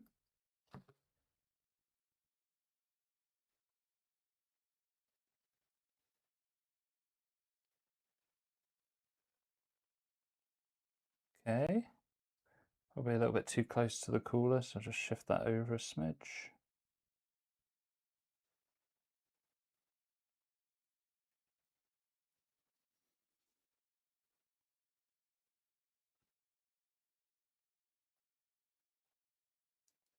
Slight overhang, but that's all right. Okay, well, we'll try it and then we'll see how we get on. We just need to put some paste on and then put this back together. Right, what paste do I've only got a couple of bits of paste left, so I have to find out which ones. Where did I put them? I'm sure I brought the paste down with me. So I think that's fine, right? It's this top one here. Here. It's covering it. It's fine. It's totally fine. If I cut it any more, I'll just end up making it too small and then have to waste more pads. So what do you think? We've got MX6 or NTH2. What do we think? I'm thinking, yeah, 8 GB card, that's right. I'm thinking of the H2.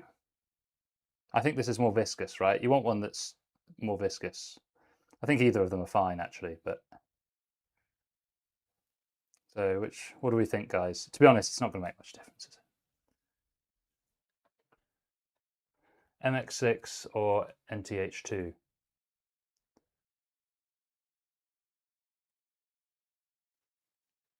What do I need to... No, because these two, the pad is already on the memory here.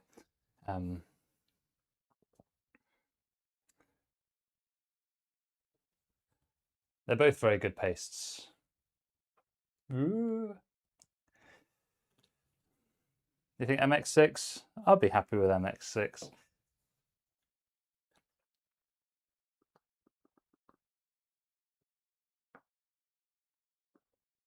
just going to look it up. MX6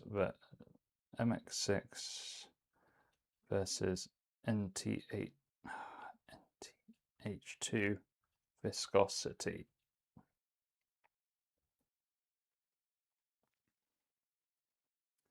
So NTH2 is thinner, so which makes sense because it's a performance paste. So we'll use the MX6.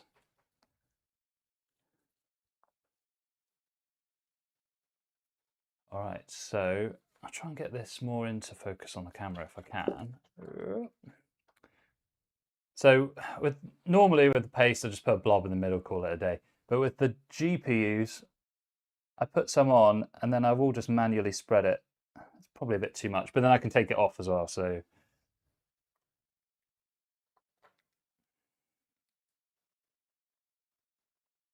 Oh, I forgot this stuff doesn't manually spread very well. Hmm. Maybe the finger spread doesn't work very well with MX6. I'm going to take that off and just put a blob in then. That's what I've always done with GPUs, is always manually spread it, but it's not going to work. So we'll just give it a clean.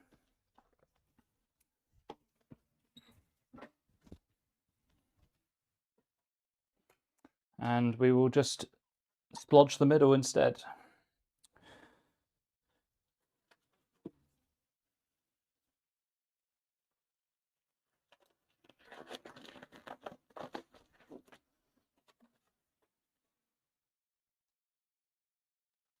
I guess I used to do it with MX5. MX5 is a bit thinner, I think, isn't it? That's probably why you were able to spread it that way. But MX6 is a bit thicker, so you won't get away with it. You live and you learn.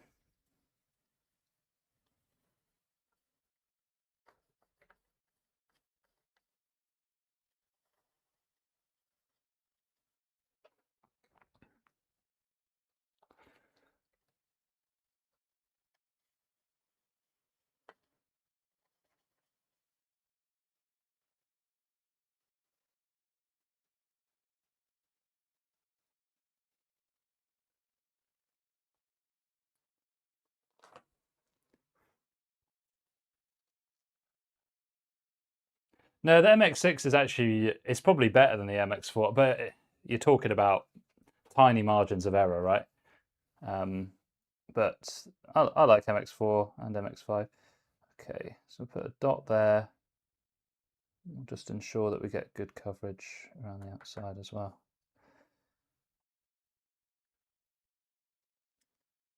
The only issue with the more viscous paste is they are just harder to apply.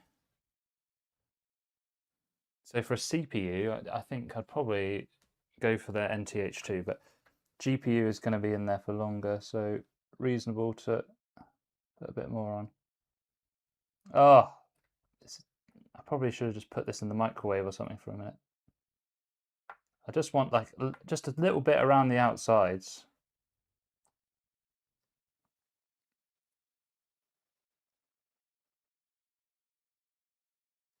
Just so we don't get any hotspot badness. I think this should be enough. Slightly overpaste these compared to CPUs. But yeah, the spatula, the finger, it's all about the same. To be honest, if they don't spread with the finger, they won't spread with the spatula, I find most of the time. But we'll put this together. We'll have a look.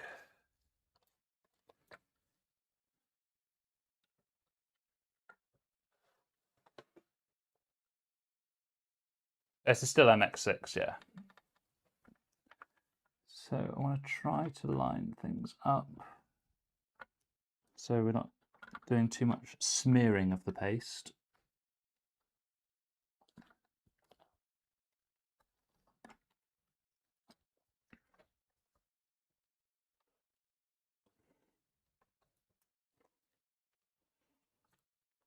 And we can have a look. I mean, this isn't the same as screwing it down, but... Oh, that's way better. That's way, way better. When you put the screws down, that will be a lot better.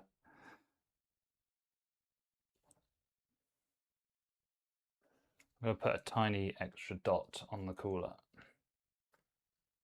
I've used MX4 before. It's similar. It's just a little bit looser. This is a huge improvement over how it was before. So I'm hoping that just brings the hotspots down. I'm hoping the VRAM doesn't get cooked from me swapping that thermal pad over. We'll see.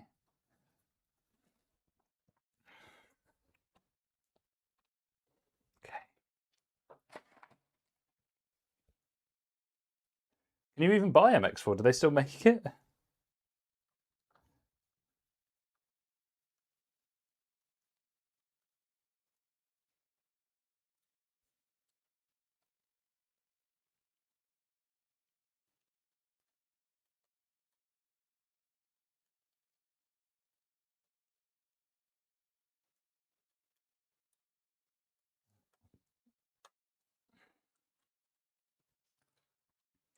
Right, so I need to put spring release on.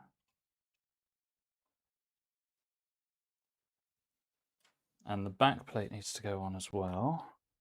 Flow through away from the PCB.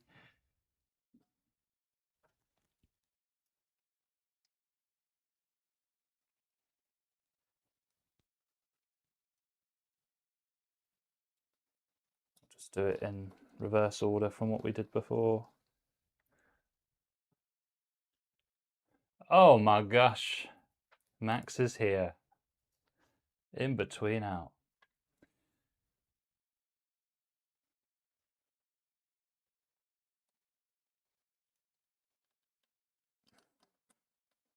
We're doing all right. We're doing all right. They're on MX7. Oh, yes, you're right. I ordered some last night because I've almost run out of paste. You are correct. We're on MX7, yeah. I think that's even thicker, I think, right? Yeah, you're right. Paste doesn't go bad, and mostly the difference is academic between them. So, like, if you're buying a new one and you don't have any already, then yeah, fine, get a better one. But if you've already got some, I wouldn't go out changing pastes and things like that. You're not usually worth it. You're talking 1 or 2 degrees difference at best.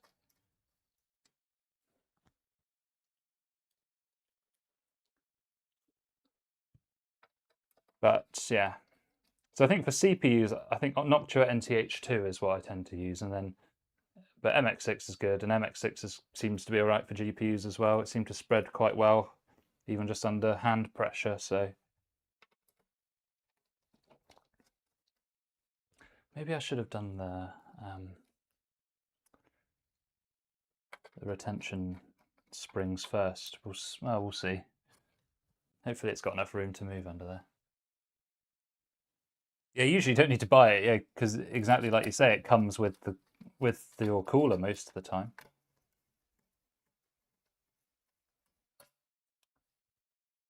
What am I missing here, guys? Why isn't that securing?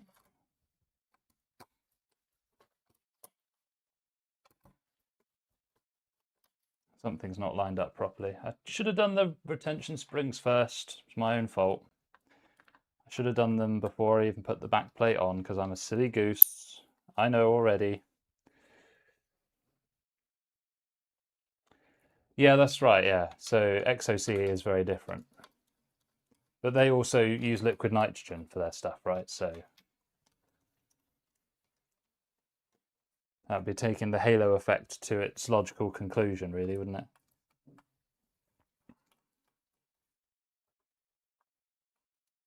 Ah, so the ones that went on the retention arms were bigger, weren't they? That'd be what I've done, but I should just put the arm springs back on anyway. There's the benefit of doing it live. This is how you know I'm not AI. I just keep making silly mistakes.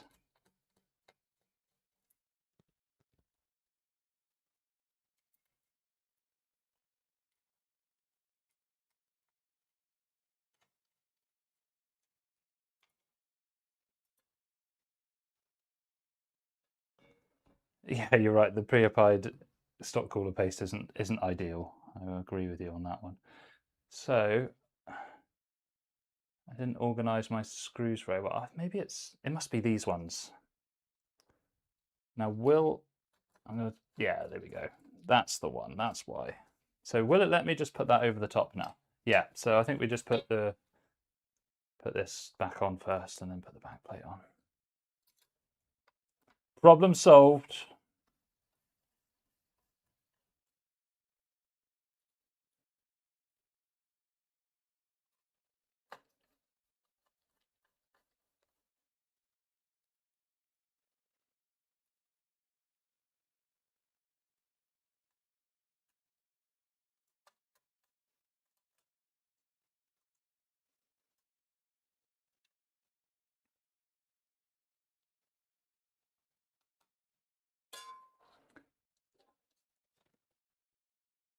Oh, yeah, 3070 has the normal 8 pins, which is nice. Particularly because they didn't give me all the modular cables with the power supply, so it's very helpful. Yeah. With the 12-volt cable, I kind of get it. Once you're up to 3 8-pins, it does become quite cumbersome. So I agree that there was a need to replace that plug with something else. But this 12-volt high power is it's just had so many problems. I've never personally had a problem, right? But you know, enough people have had it where it must be an issue. It's not like the ASRock thing with the X3Ds, which I think was complete nonsense. Um, the 12-volt 2x6 actually does melt. It does. The 2x6 is better than the 12-volt high power, though. Doesn't mean the problem is solved. Here we go. So actually today it's not as hot. I think it's like 23 degrees C, which is quite nice. But earlier this week, Jesus, and I was working in the hospital as well. 34 degrees C on a hospital ward. Oof. There are better places to be, put it that way.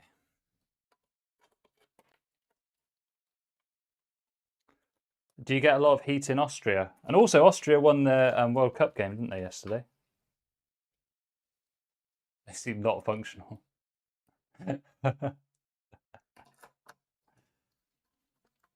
It's hard to record a video, isn't it, when it's so hot? I think I recorded one of mine when it was boiling and I was visibly sweating in the video, so that'll be coming up soon. I think it's like some kind of installation guide. Right. So we're back together. The card is looking nice. Had it Jetstream 3070.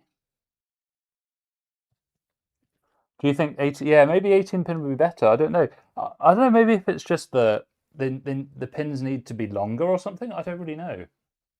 37 degrees. Oh, that is bad.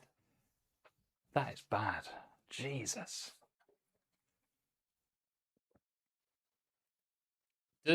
Does Austria like have air conditioning, or is it like Britain where if you get air conditioning, everyone thinks you're like some posh rich person?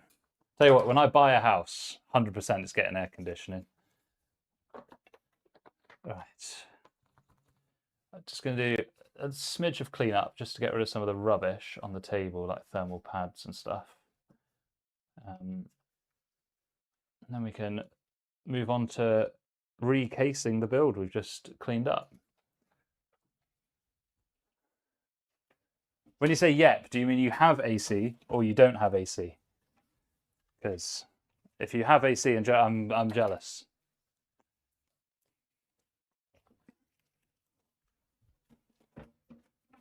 Okay. I will now move the camera, I think. Bring it round the other side.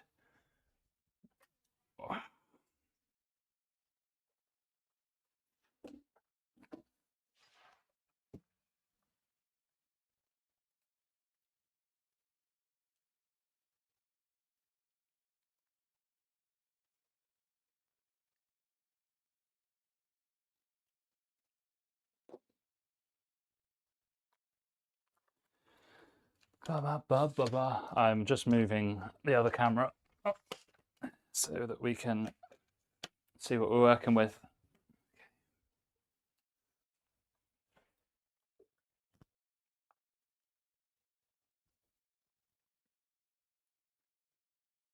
It's Mr. Europe thing to not have air conditioning most of the time. Yeah, that's true. Yeah, that's actually same here. Like all the supermarkets, shops, they've all got air conditioning.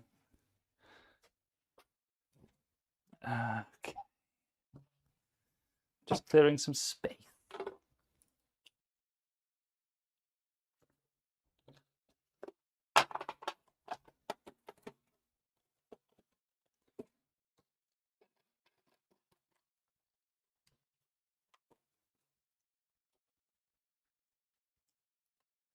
Yeah.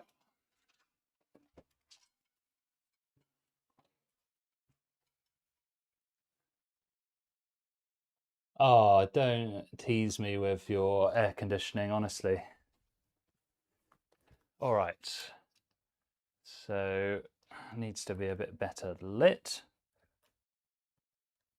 So that's the case we're using. I think from the camera angle it makes it look quite big, but it's actually quite a tiny case for an M80X. Like for example, if I grab the GPU, you can see it for scale. Like it's still a pretty small case.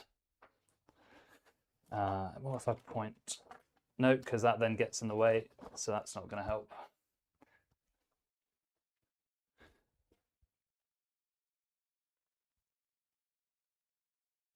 So it's a cute little thing. I'll get the job done. I'm just going to go and get the RGB fans that I need to use up for this. Then I think we're looking sweet. Does this board have a USB 2? Yes, it does. That's good. So the H3 Flow, not used it before, but it is a nice, cheeky, tiny size, you know. It's got a similar footprint to something like Phanteks XT-M3. So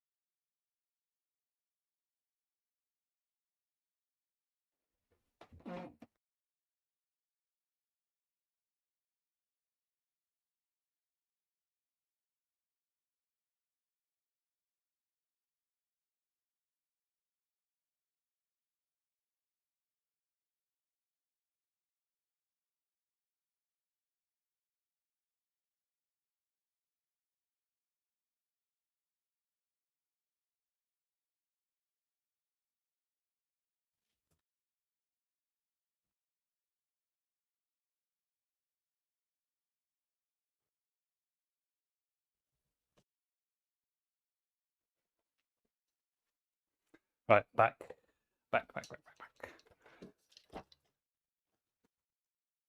Yeah, this is This is an M80X. Yeah.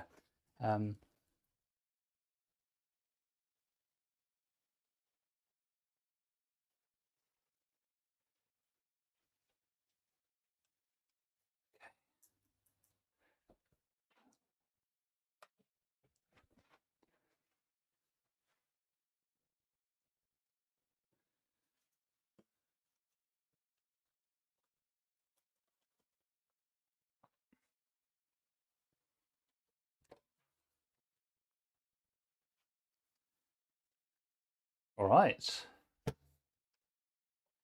Get started. I'm not sure I follow your logic there, Max, to be honest. I know what you mean. You are correct, but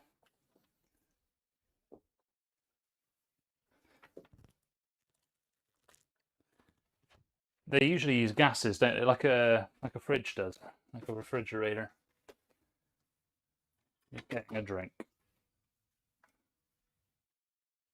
Today's stream is sponsored by Belvoir Raspberry Lemonade, which I thought was a cordial, and it actually just is just lemonade. So paid £2 for this, and I feel like I've been ripped off. That was in Aldi as well, of all places. Nice though.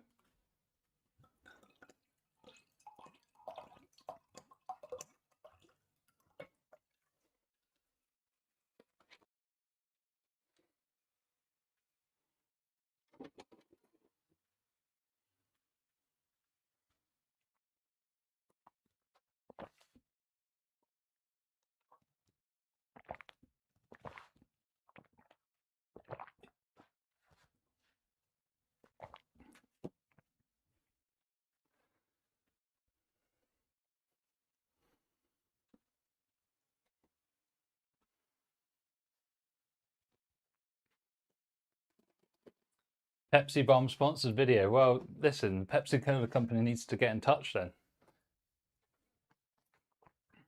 Okay, we'll put the cooler on. Because this is a small case, we'll try and sweep the tubes that way, I think, if we can.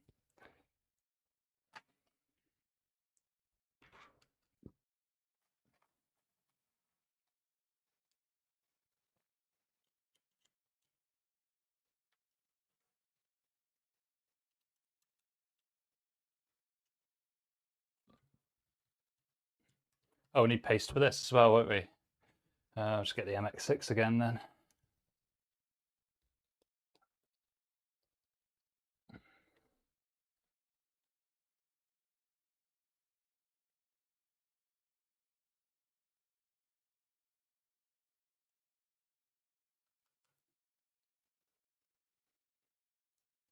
It's like slightly off center. Gonna nudge you that way a bit. There we go.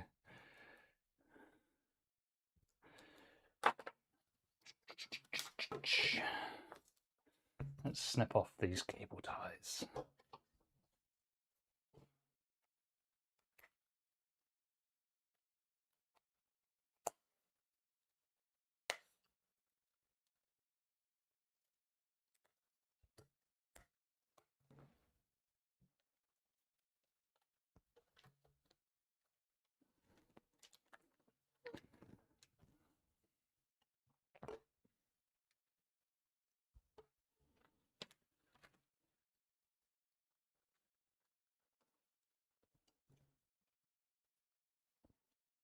So we'll try and have it, I guess, this way, if it will let me do it.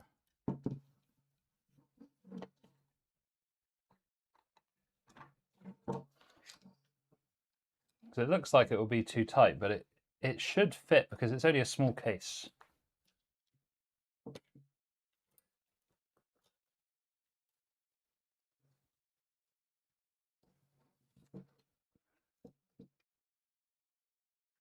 The alternative is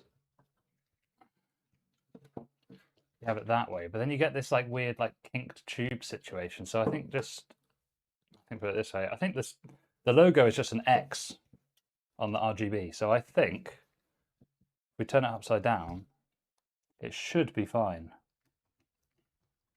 The word should is doing a lot of work here.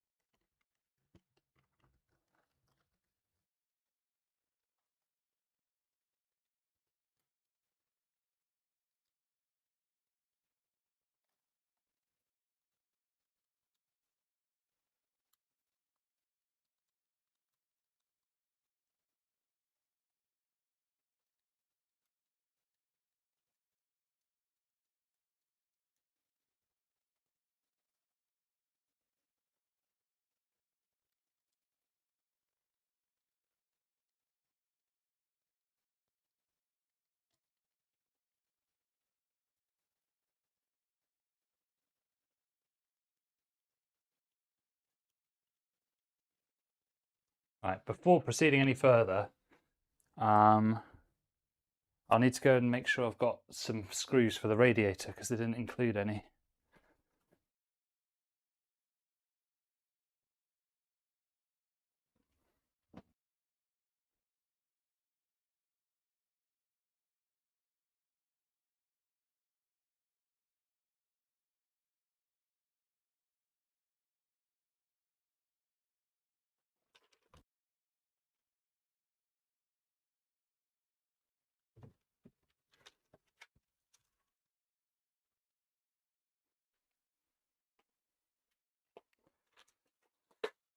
Hopefully among this lot there will be something I can use.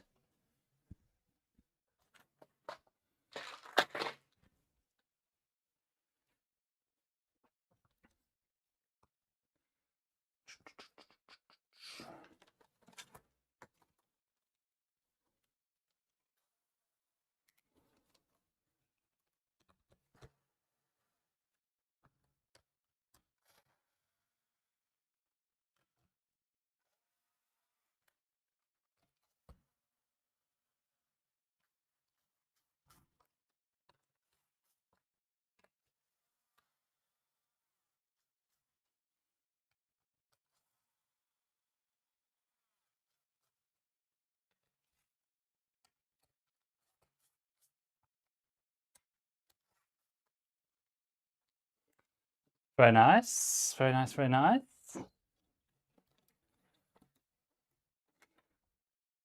I need to put SSD in. I'm sorry it's so zoomed out. It's just because of the tripod that is being used.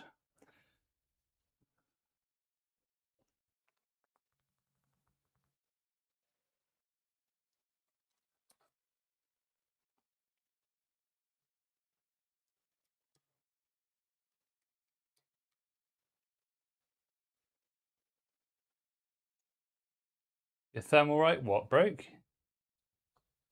What, is it an AIO or something? What was it?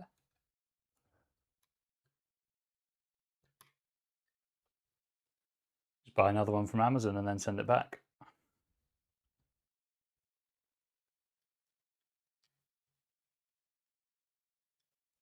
Go. And then unfortunately we have to put the PCH fan back on. Yeah.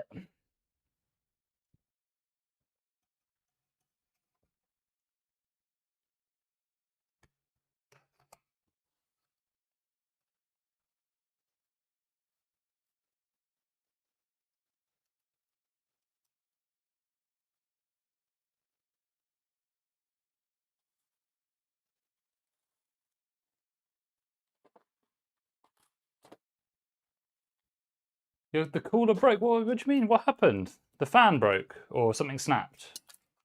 I have had something snap with Thermalright before. Just buy another one and send it back.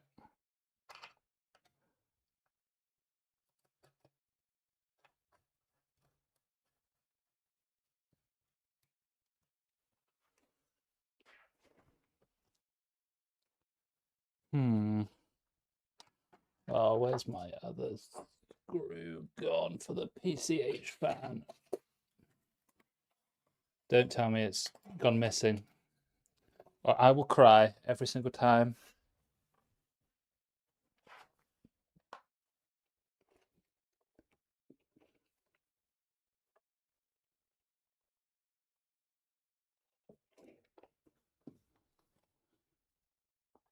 Where's my PCH fan screw? No. It's got to be here somewhere. There it is. Found it.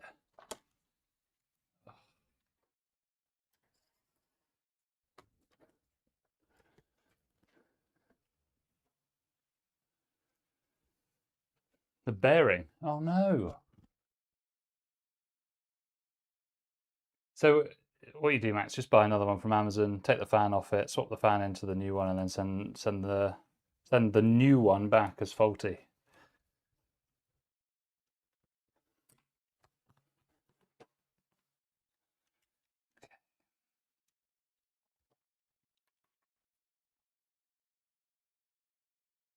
Well, you might be able to get it to fit actually. Yeah, you might need a special bracket or something, or get creative with some cable ties maybe.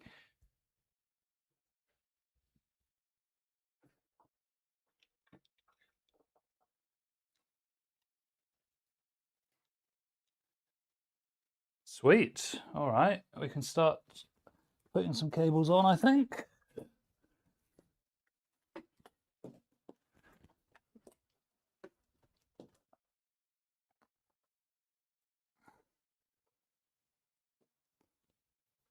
Oh, cool. Well, you're probably in a better position then with 120mm fan.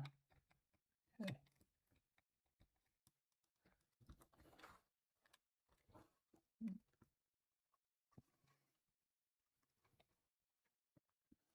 Oh, this board's only got 2 fan headers as well.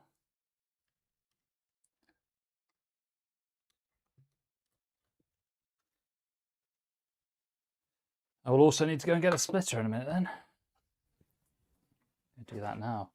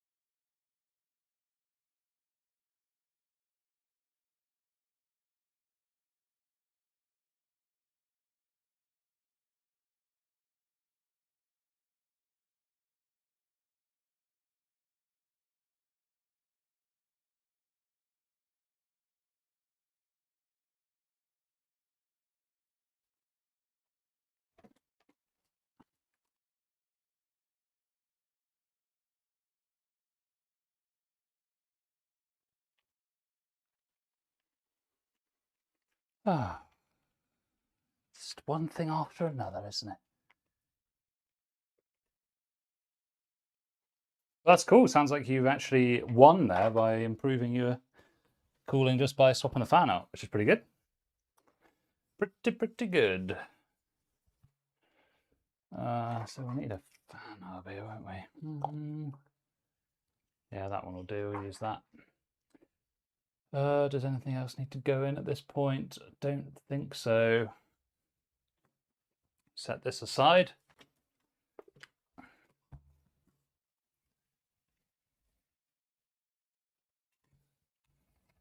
What the hell? There we go.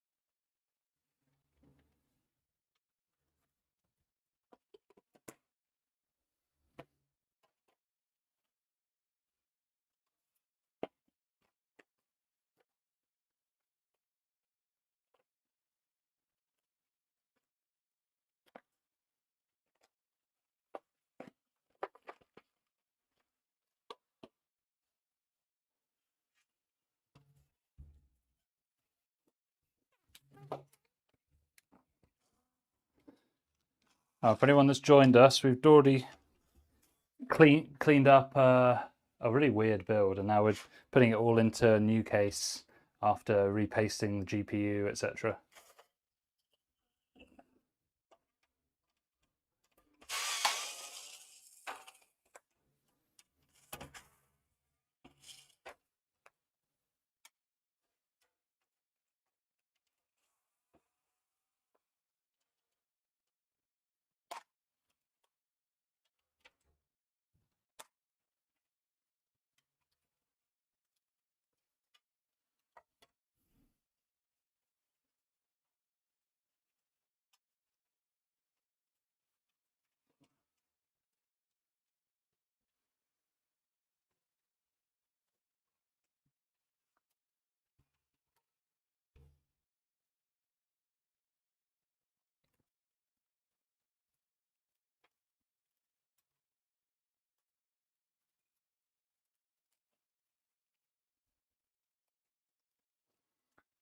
Nice, minimal front panel, that'll do.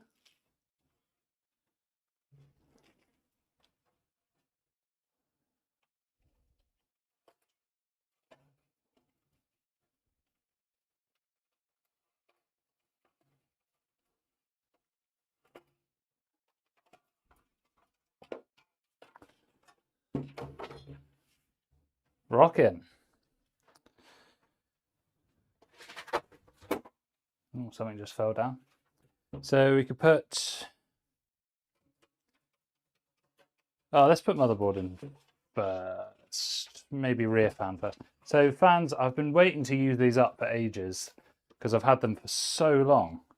And the difficulty is that these fans use the Corsair Lighting Node Pro from ages ago, like the old one. So I had to save them for a time when I had a case that had 3 fan positions rather than 4. So today is that day for the SP120s. These aren't particularly special fans, they're just exceptionally normal.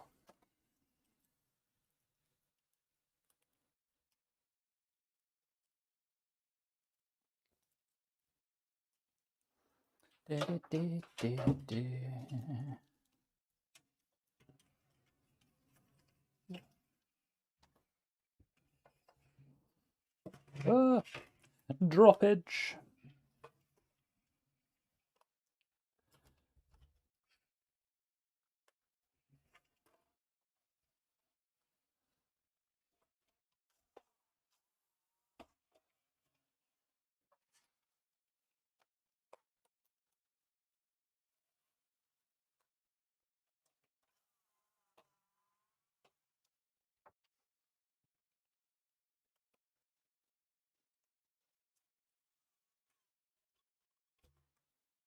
That's good. You are correct, Max. It's an oxymoron.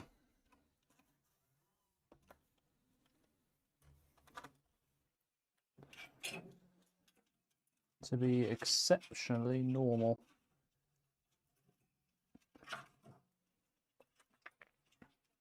It's just so good at being normal.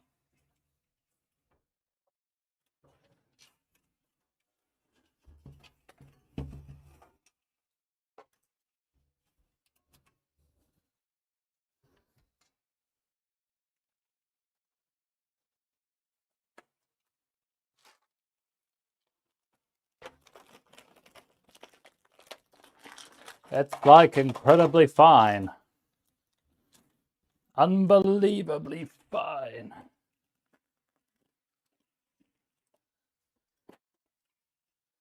Welcome back to YouTube, guys. Today we've got a wicked, sick, normal thing. Computer time.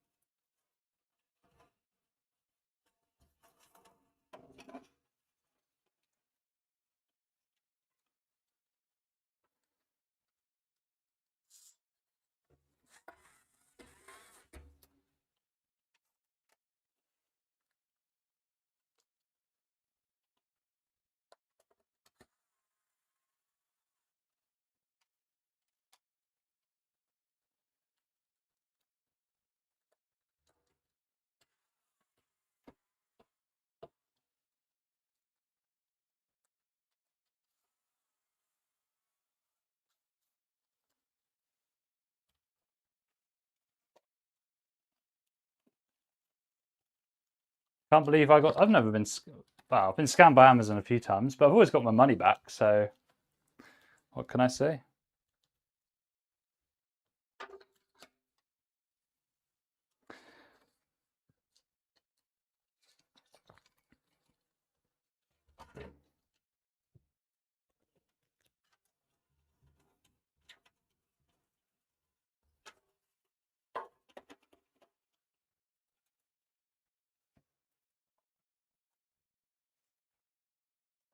Yep, that's right. I have no idea how Bezos makes money by sending such normal things.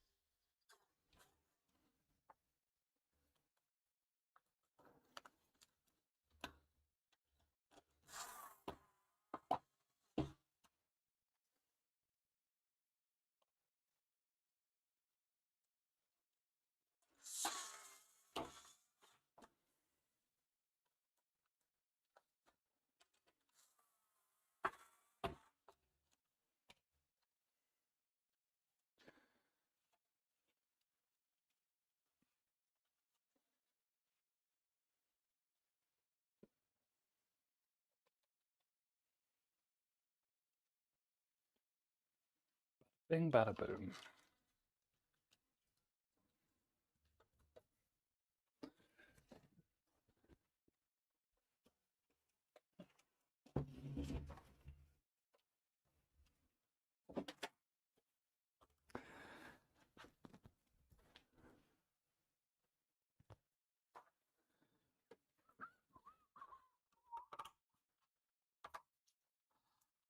Ba, ba, ba, ba, ba, ba, ba.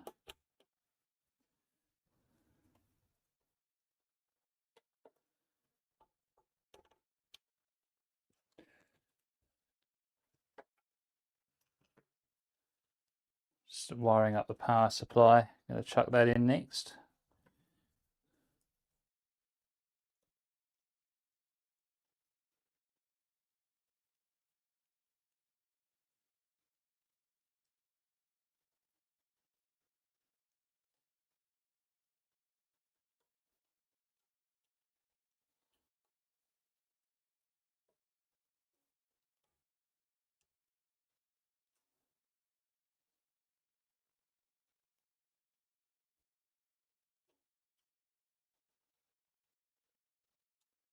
So this case, yes, you have to put the fan facing up on the power supply for this one. You're gonna love this, Max. This trade-in PC with a 3070 had a 1000 watt power supply in it. Unbelievable.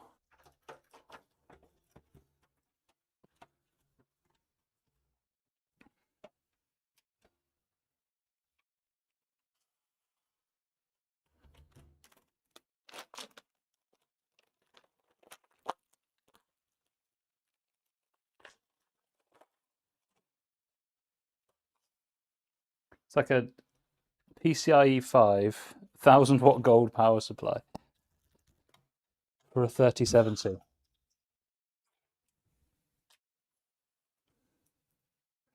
I don't know. You should have seen this build, man. It's just so weird. It's a ITX motherboard in a full ATX case, white case with black internals. The They had an AIO mounted to the top with intake fans that weren't even running. It's so strange.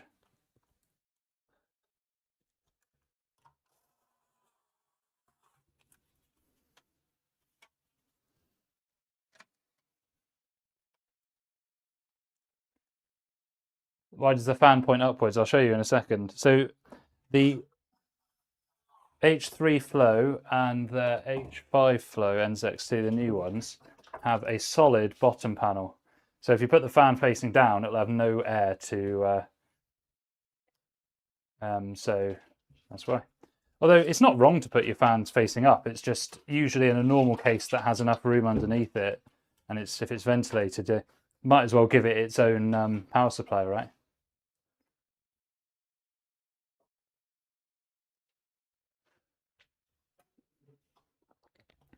All right.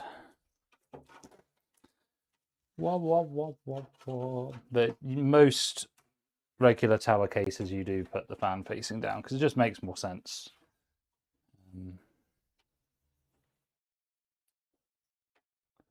So I try and feed that through there like that. I'll probably just put it in the normal. Put that in the normal bit.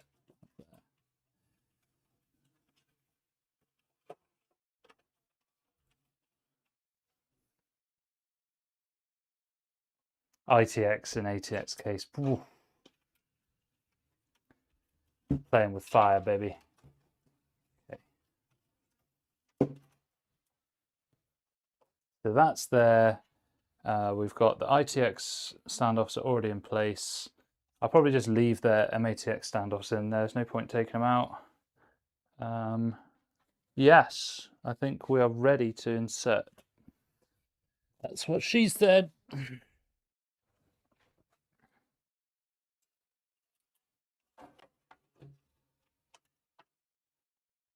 Yeah. Oh. I heard the liquid sloshing around. Tell you what, I'm going to put the fans on it before I put this in the case. So let's do that. I've swapped the RGB fans out for these black Thermalright ones because one, I'm not sure if the fans work, but two, the RGB style is different, so it will look all a bit clumsy. It will look better if these are just black, I think.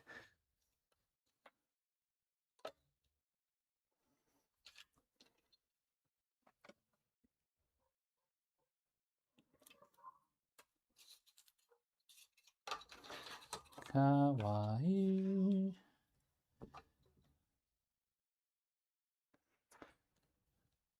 Right, so I need to get some radiator screws.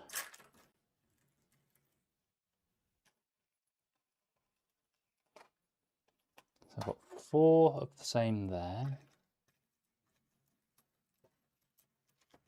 I need to find another 4 that are matching here as well. 1, 2, 3. Please tell me I've got another one of these. Yes.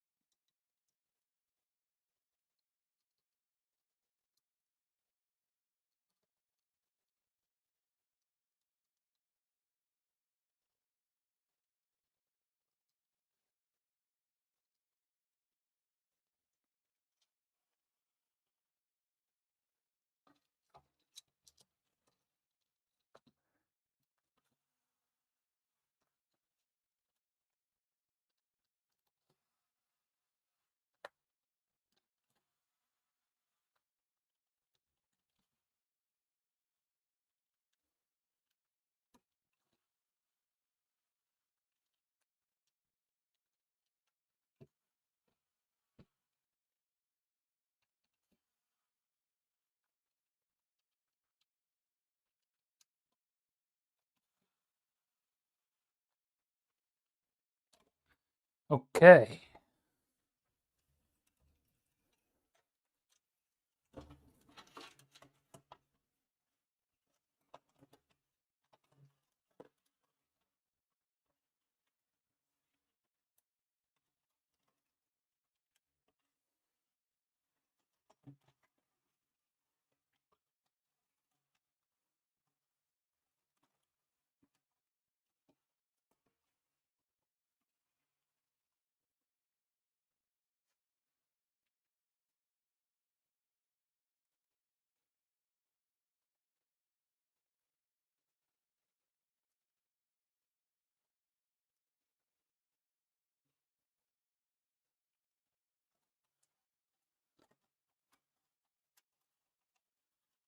Okay, that's good so far. That's good.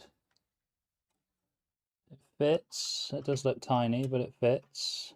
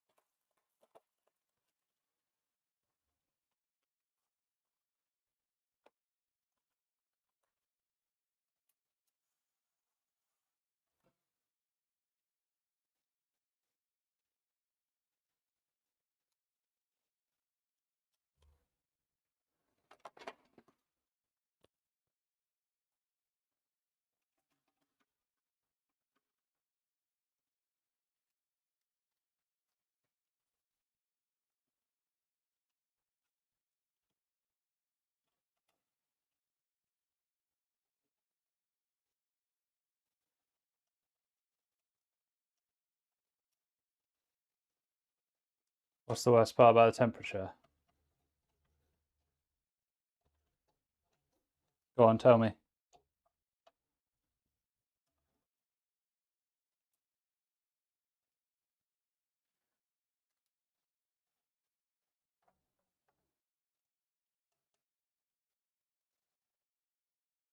Every single device overheats, is it?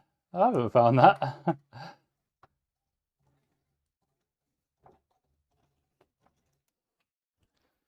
Okay.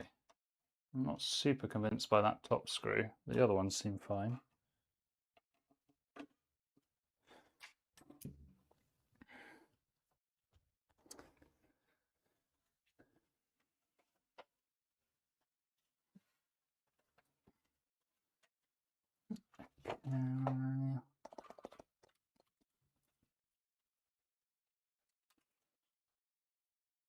So I just need the 24 pin. Ugh.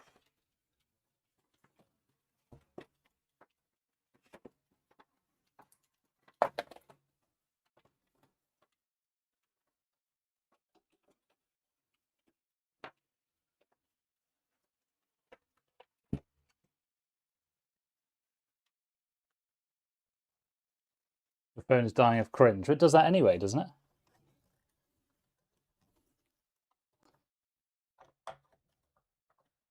Ugh.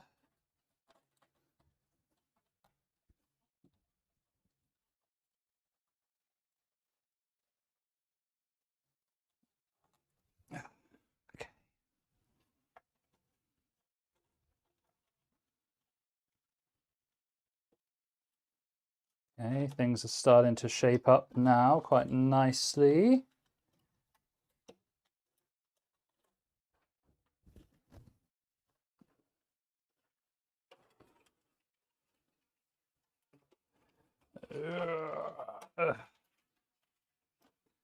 Okay, so it does fit. Just got to feed those through the back.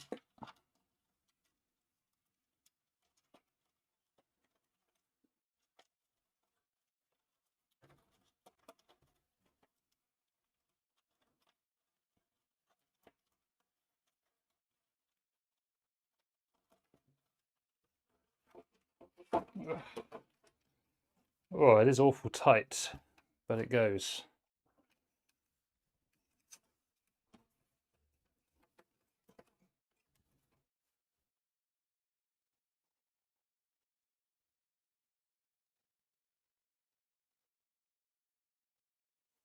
What do we think? Is that too tight over to the left? Should we swap the tubes and then centralize the AIO or not? It should be somewhat easy to do. And you have the pipes coming up like this. But I think it will just look all crinkled.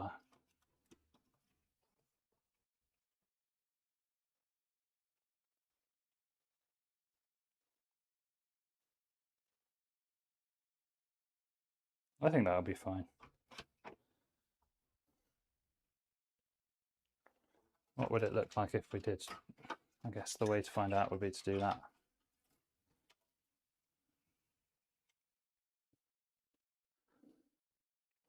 We'll spin it round and see what it looks like. Never know if we don't try, huh?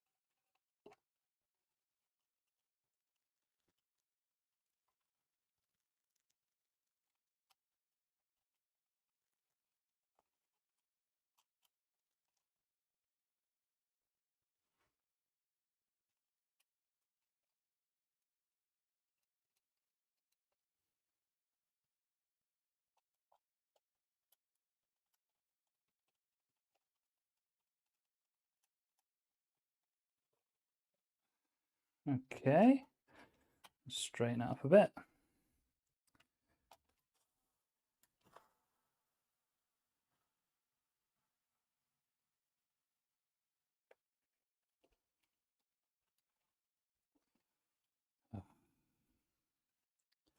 Back plate on this one is big time annoying.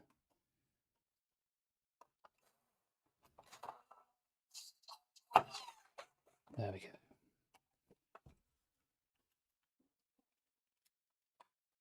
This cooler sucks. In terms of the installation process, it sucks.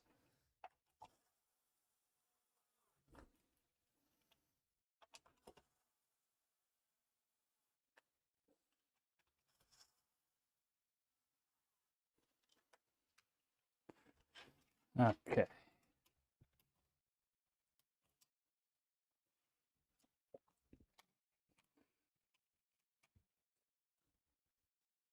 Also try another screw in that top corner standoff as well.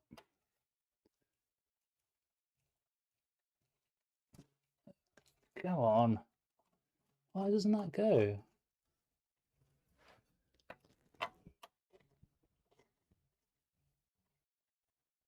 Oh, it has gone. Oh, not really. Okay.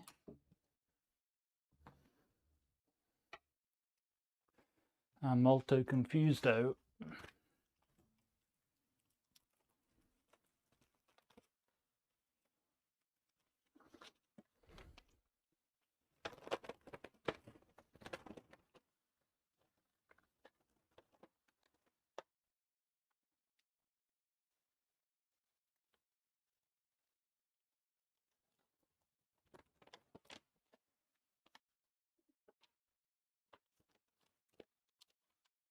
Yeah, it is the correct screw, even according to the user manual.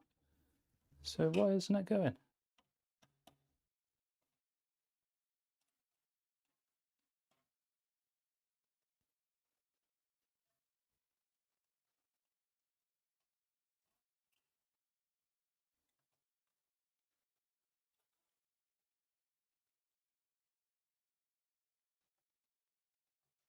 Oh, I'm so confused with this standoff. What is going on with it?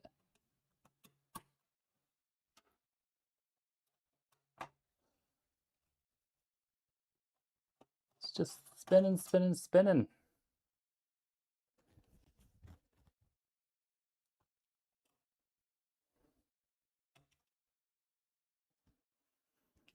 Oh, lordy, lordy, lordy. Yeah, that I'm not convinced, but hey, what are you going to do?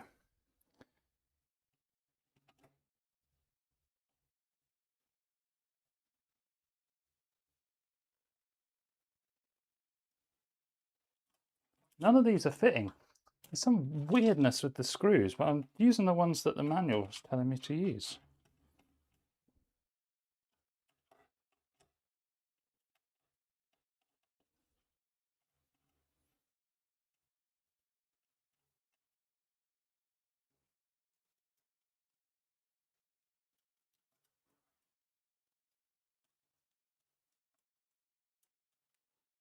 Very weird.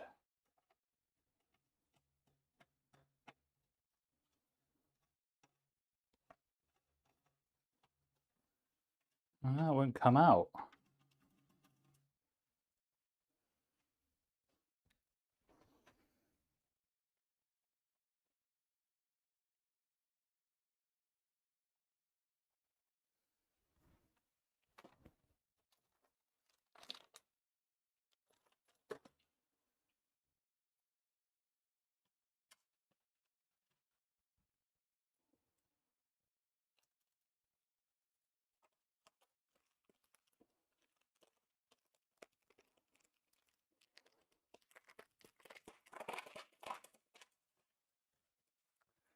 Oh, Lord.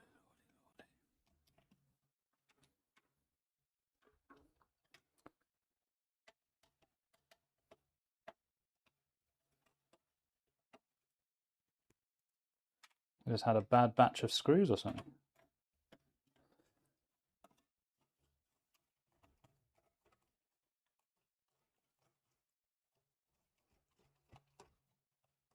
Oh, give me this screw back without taking the stand off with you, please. Yes. Heck yes.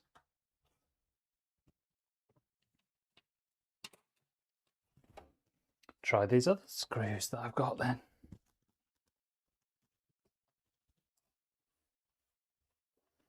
Well, those are better, but those aren't the ones that came with the case. Oh, I don't know. Some weirdness going on there. All right, we made it. We made it.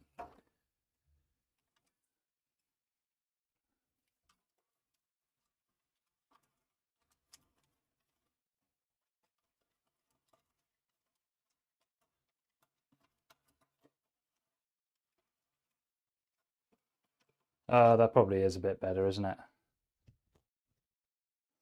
We'll go with it. We'll roll with it.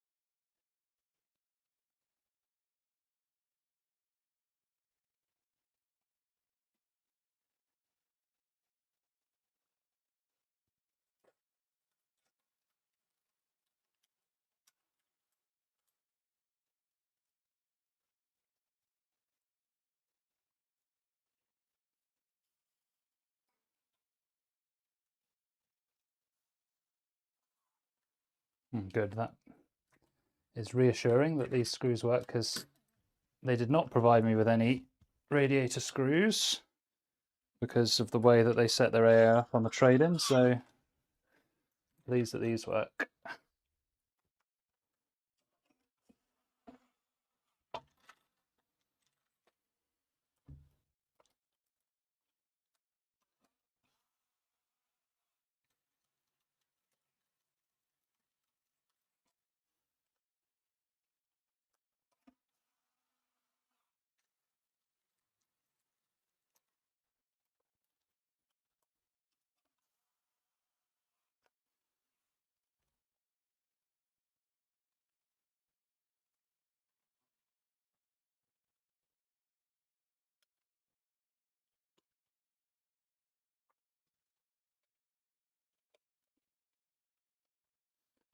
Okay.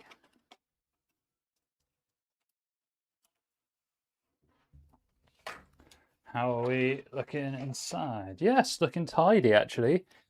So we can release some PCI slots to make ready for the GPU later.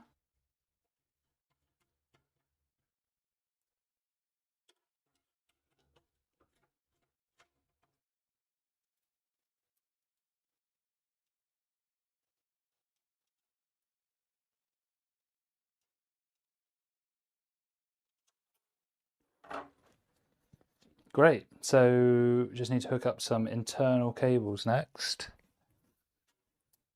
So what's that? 12 volt RGB there, and then regular 5. Lots to do. Oh.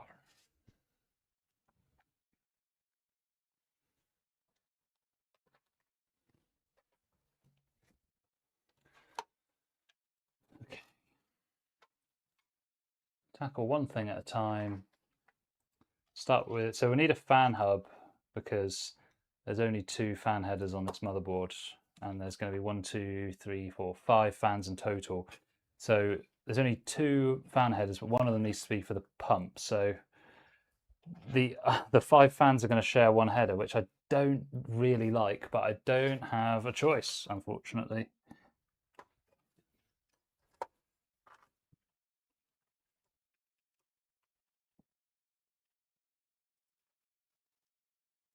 Ideally, you stick to 3 or fewer on the same fan header, but it is an X570, so let's hope that it's a good X570.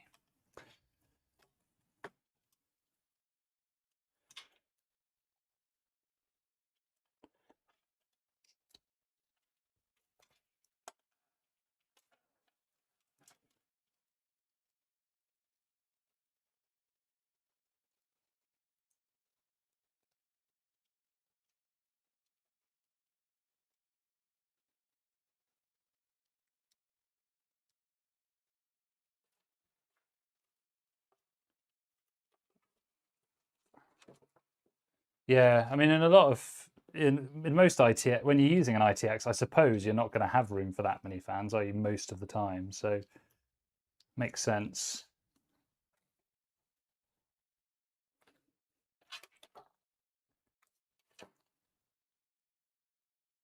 Right, so that's all of our fans plugged into the little fan hub. I'll try and sweep those somewhere out of the way.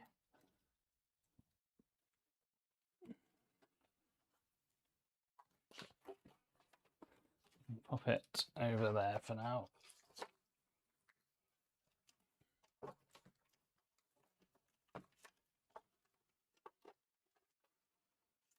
Okay.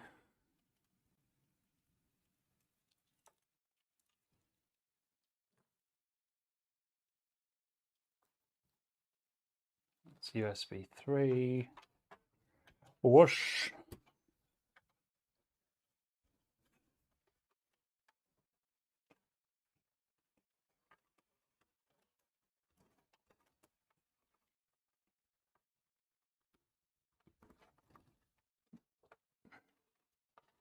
USB 3 is in.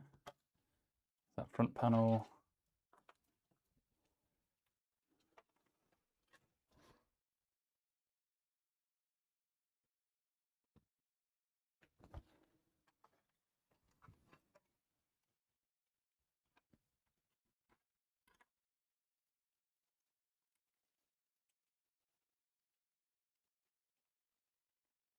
Front panel is in. And then we need to get the hub for the RGB.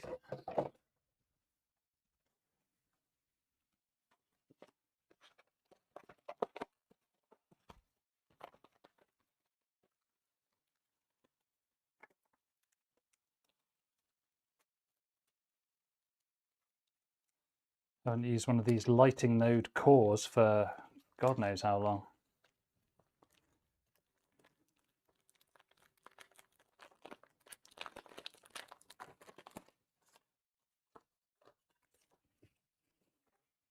Oh, remember these? God. Try to avoid these kind of RGB fans like the plague nowadays, so I won't be getting any more.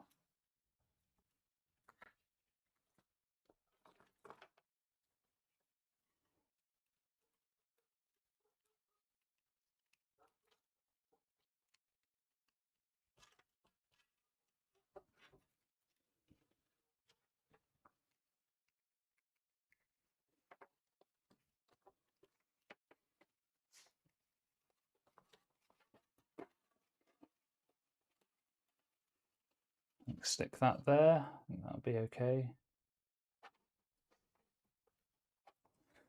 Be nice to find a way to hide those cables a bit more though, wouldn't it? I think we can make it work. Oh, God. This is why I don't have RGB in my computer. Cannot be bothered.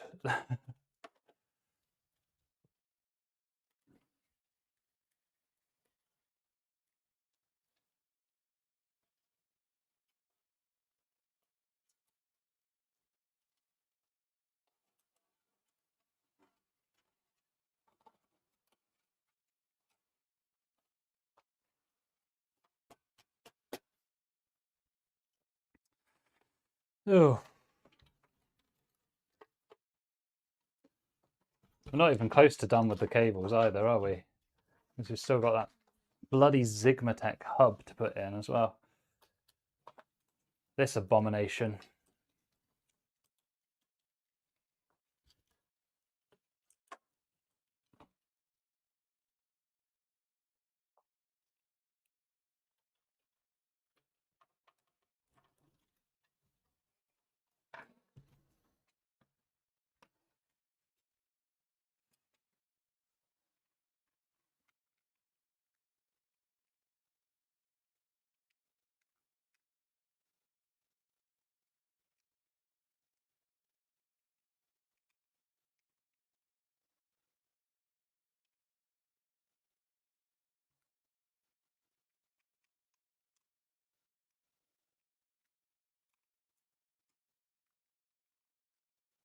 Oh my God, I'm on the other side of this, trying to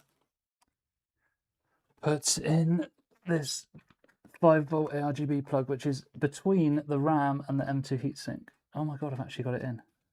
Incredible. And look at this. Molex. Somehow Molex returned.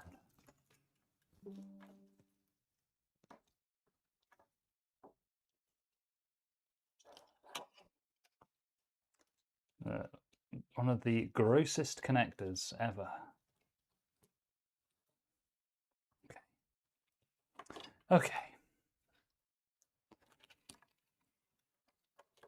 That will have to go somewhere around, I don't know. To tie it with cable ties there.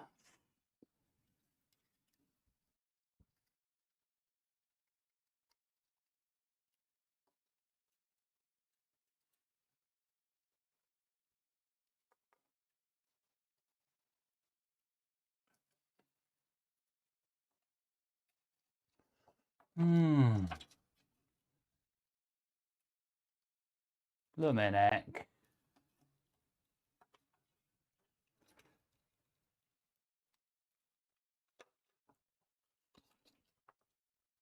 Well, this isn't 2026. This is from 2021. So let's give it credit where it's due.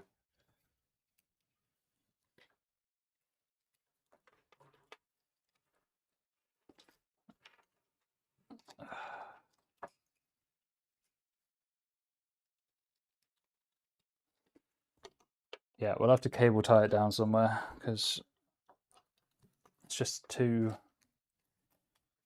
short. The cable from the pump is just too short. Jesus Christ. This has nothing to do with the case, by the way. The case is fine. It's the stupid RGB.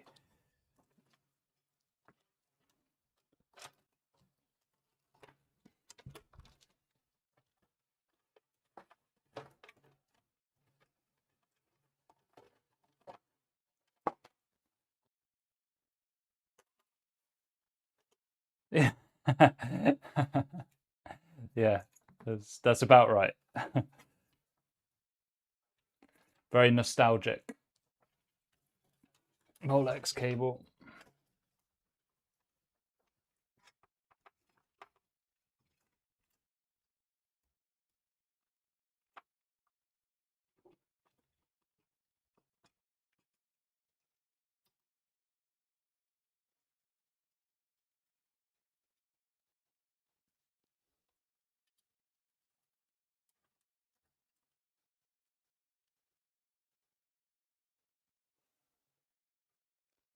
Oh.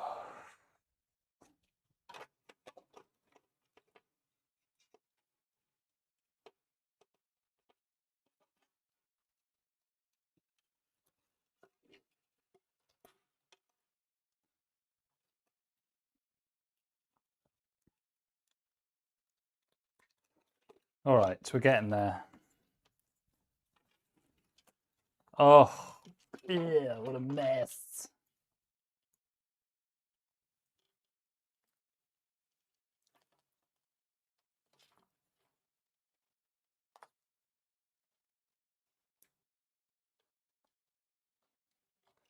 All right, well, this looks like an absolute horror show so far, doesn't it?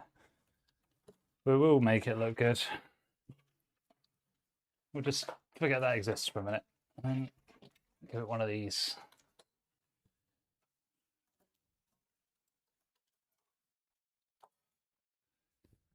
Right, our newly repasted GPU can go in. RTX 3070. Palette Jetstream.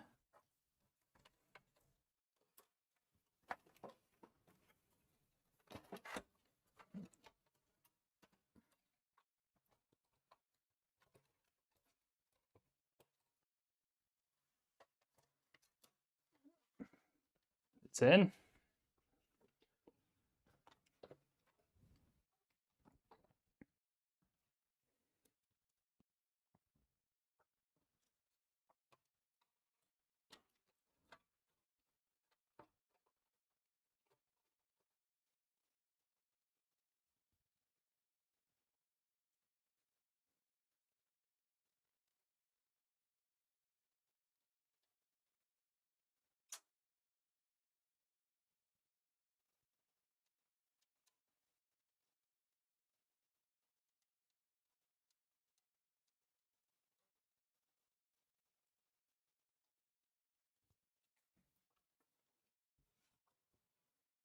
Yes, this is an incredibly normal GPU.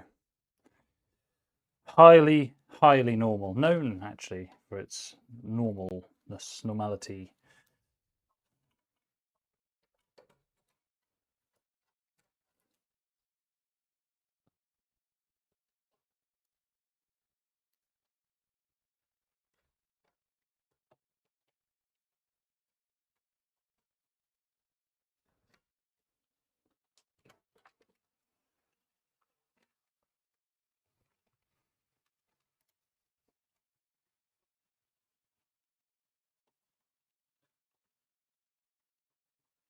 It's perfectly cromulent.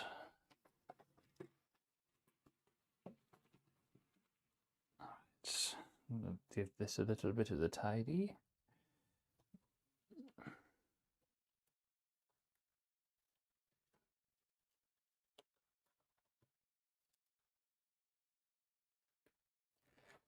Oh, what? That's not what I wanted to do at all.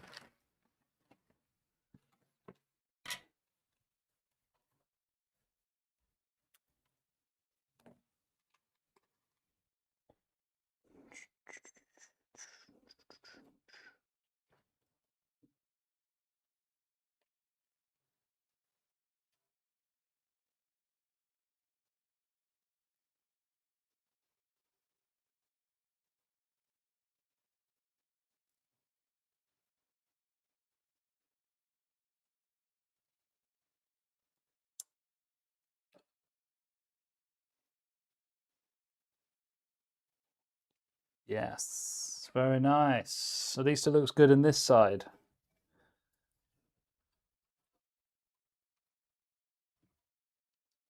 That fan cable is going to have to be tidied. Oh.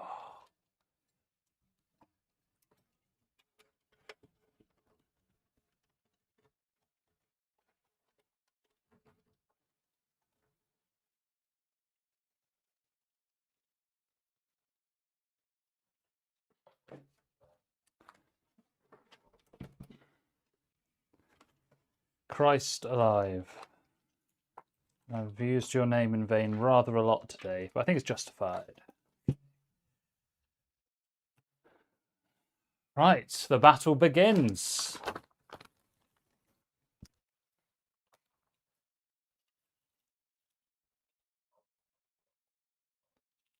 That, I need to go underneath that one.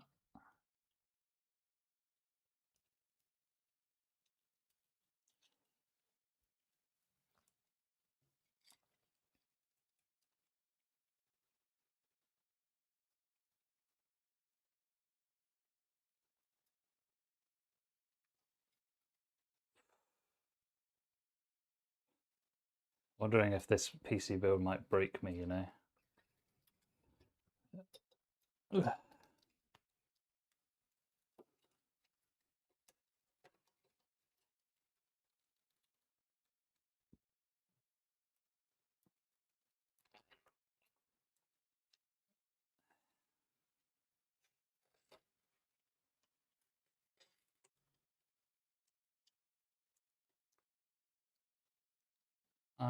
Yes, that should, the side panel should close with that there. Okay.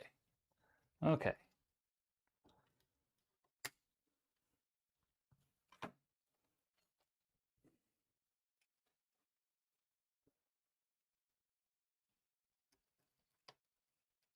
Yeah. Yeah. Can do there.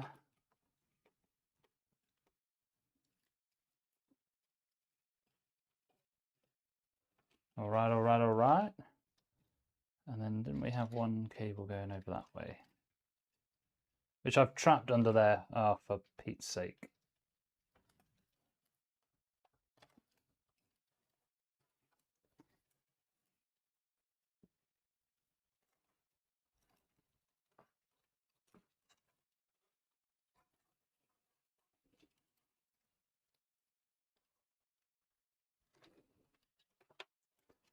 Oh. Grody.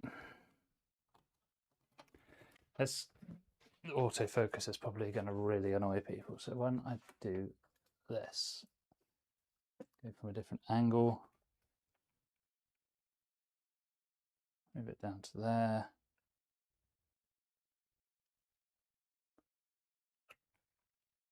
Manual focus. There we go. Oh. Look at the state of this. Bloody hell.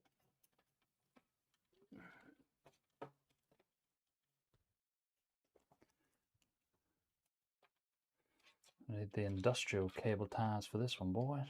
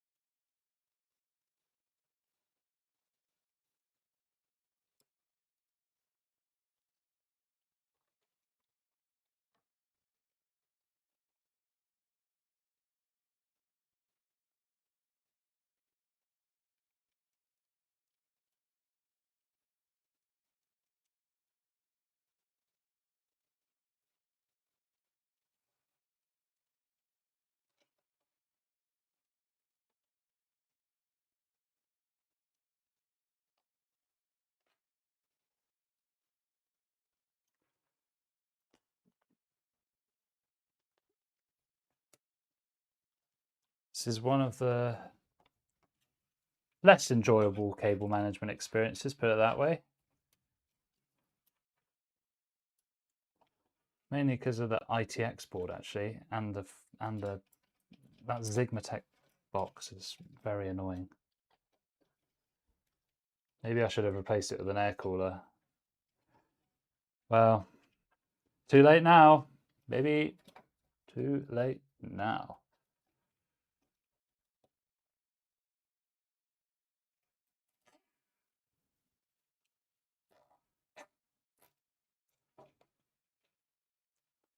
Okay, this is starting to shape up though. So silver linings and all that.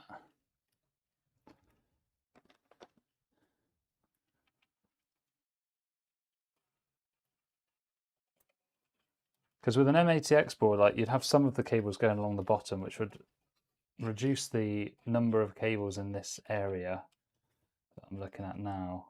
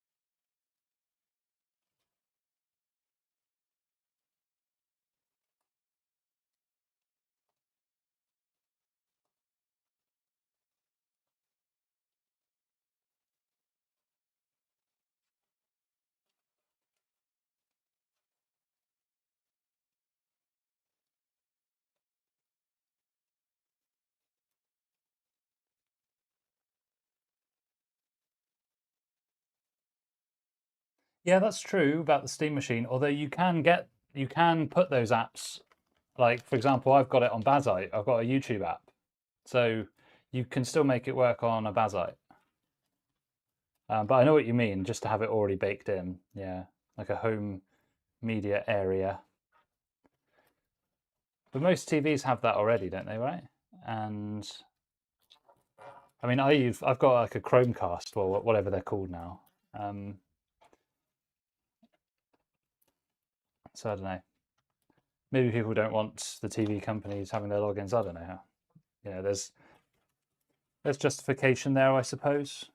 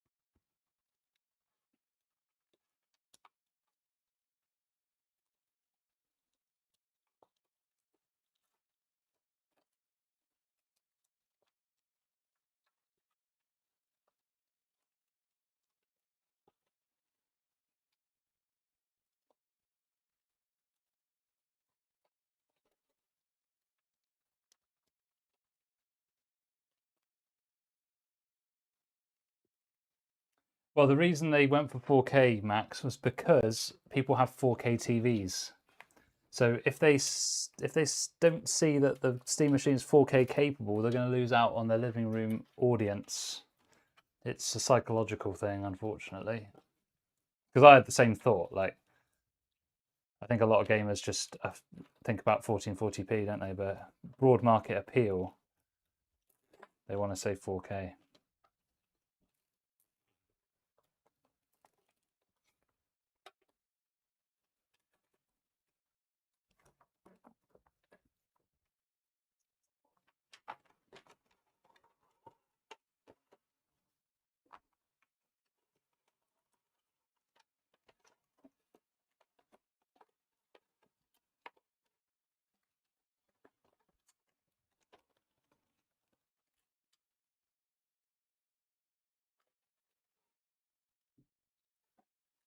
I often think what's bad for data centers is good for us as well.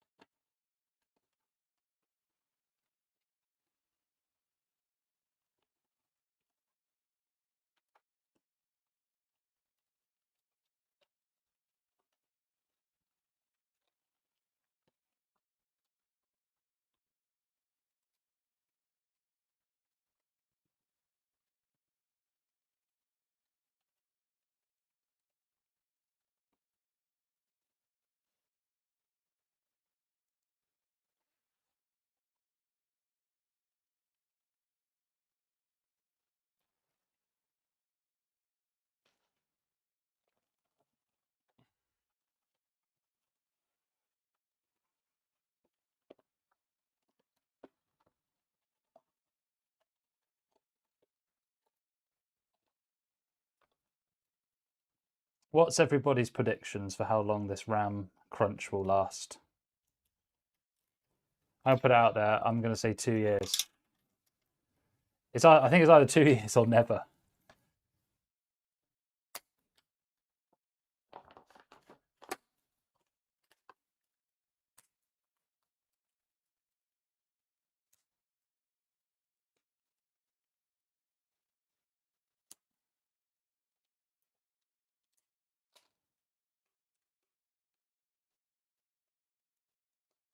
Come on.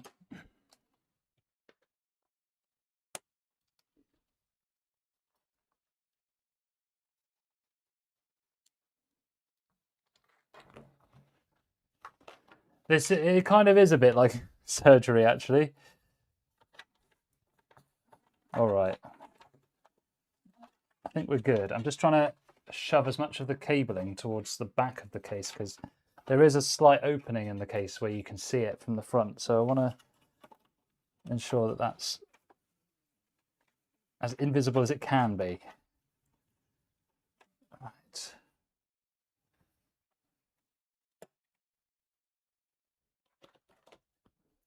We're getting there. We're actually doing quite well, I think.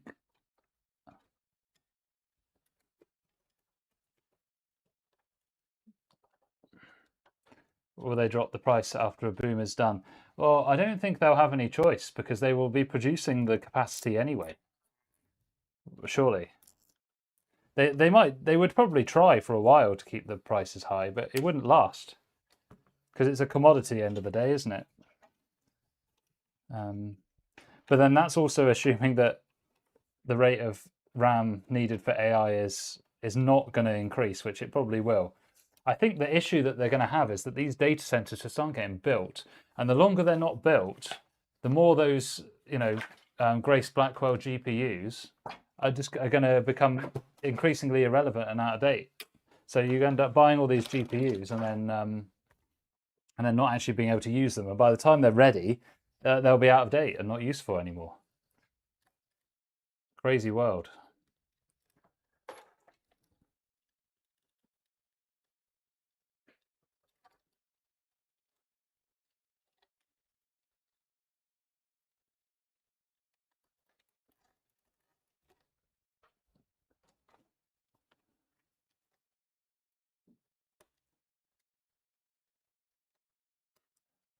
All right, guys, I think we've done well here. Considering the mess that we started with, I'm calling this a win. What do you think?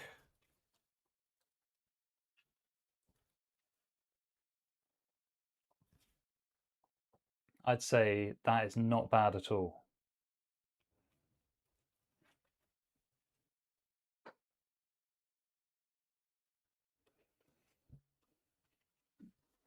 Hopefully it still looks good from the front as well. Yeah, it does. Still looks good. That could do with being pulled through a little bit.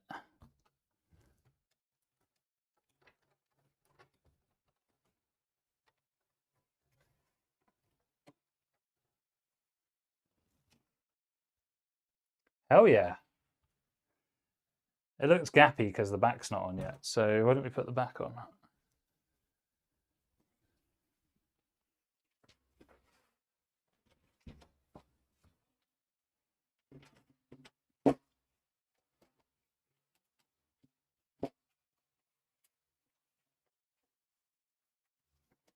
Yeah, there we go. You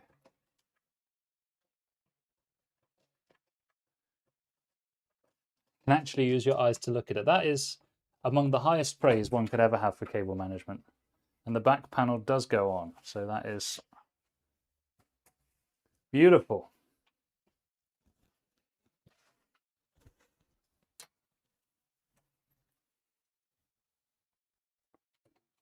This is looking a lot better than it was in the old case. Fantastic. Okay. This is a cute little case. If I put this mouse next to it for scale, it's a yeah, it's a pretty small case. Not as small as an ITX, obviously, but as micro cases go, this is among the smaller ones. About the same as a Fantex XT-M3 or something along those lines. Yeah.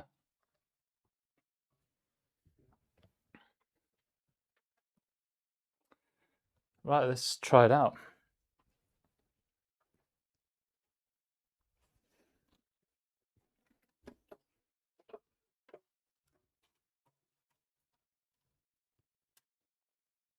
That's in. I just need my screen.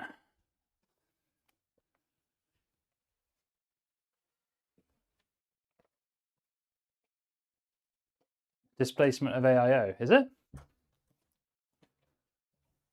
In which direction? You mean just how far left it is in the case? Yeah, that's just because it's an ITX board, right? Because this is quite central in the top, but are you talking about how far to the back the AIO is? Yeah, I know what you mean. It's probably good that we didn't swap it for an air cooler, actually, because it would look kind of weird having an air cooler there, wouldn't it? If you had a micro ATX board, the CPU socket would be further over to the side, so I know what you mean. It looks a little bit sort of uncanny, doesn't it? But not too bad, not too bad.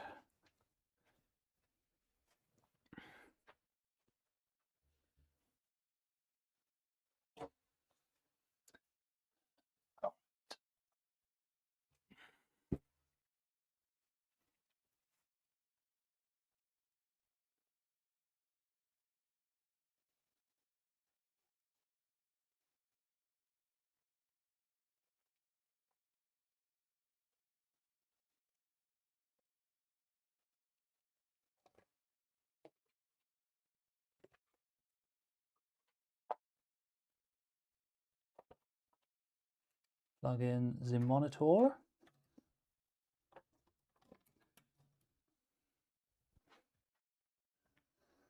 Yeah, exactly, Johns. Exactly.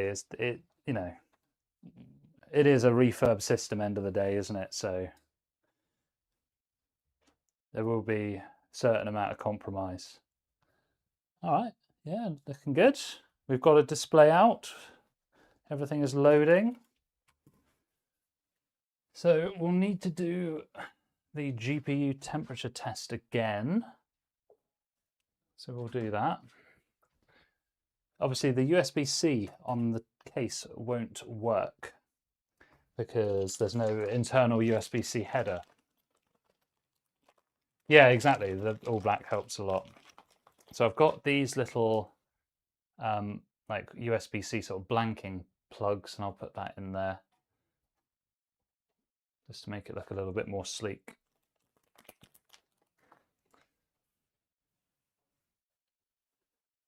And then if I give it a twirl, you can see it there. Yeah, it's decent. And then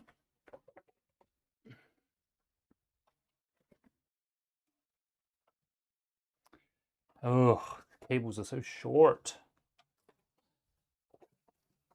Right.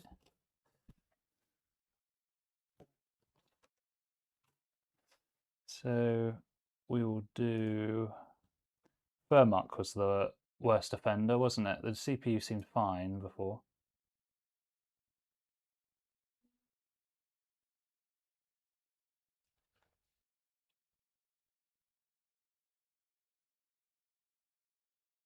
Let it heat up. This is doing so much better than before, guys. Let's place that so we can see it a bit better.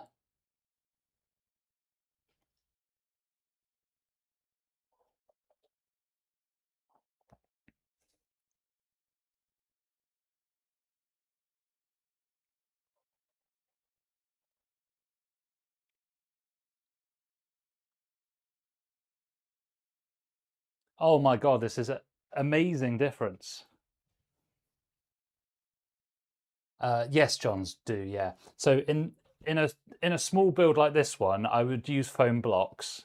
In a micro tower or ATX tower, I'd use the expanding Instapack underneath the GPU, and then double box the whole thing. So the PC goes in a case box, and then the case box goes inside another box which has air packets all over it, cushioning it. So it's quite secure. It's very unusual to get shipping damage. It maybe happens like once or twice a year.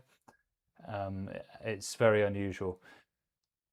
Yeah, and if we use a tower air cooler, we loop a cable tie around it and then hook that into the top radiator mounts. Stops it shaking around as much. If it's a 5090, we usually ship the GPU separately, just because of bad experiences, because they're so heavy.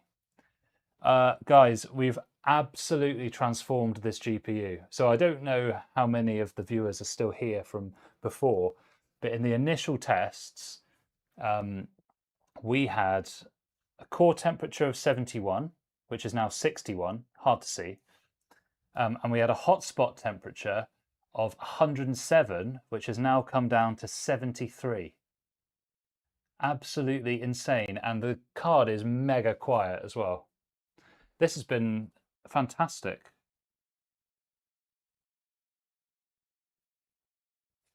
I thought this was going to take the hotspot down to maybe 85 or 90.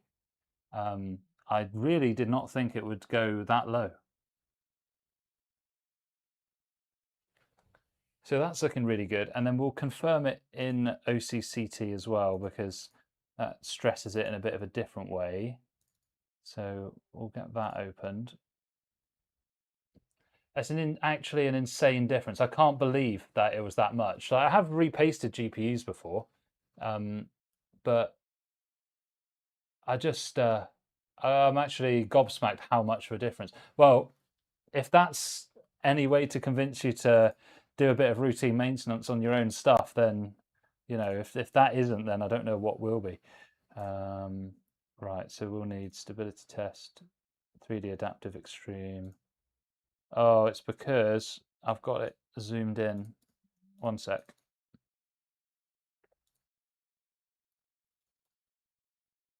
No, I don't want custom scaling. Just put it back to this for a minute.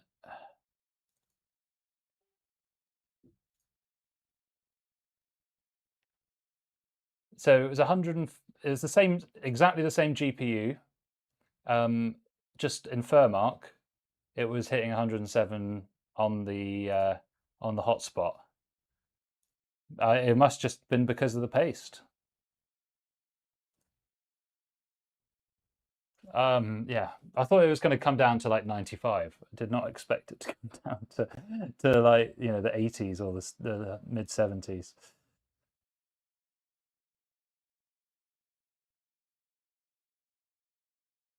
And we'll keep. Oh, there's no VRAM temperature on this readout, unfortunately. That would be good to know as well. Um, so I'll let that soak for a minute. Let's do a Prime 95 alongside.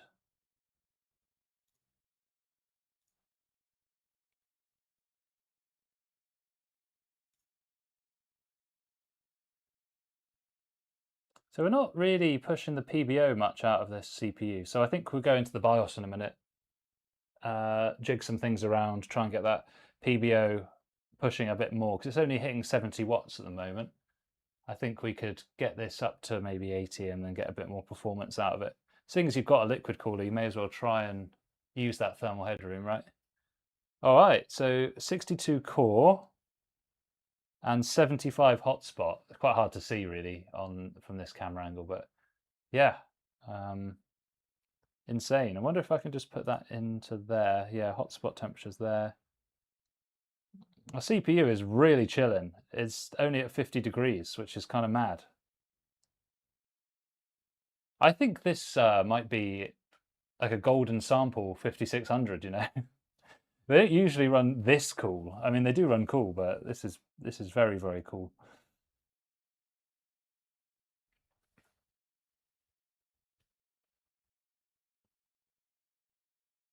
So hotspot's climbing a little bit, 77 at the moment. We'll just give it a few minutes to heat soak. Usually after 5 minutes, the temperature you get is pretty close to what the temperature is going to be maxed out, but we'll give it a little while and see. But this has been a real success. The hotspot's climbed a little bit, 77 though still. It's not pushed too much beyond that, so that's good.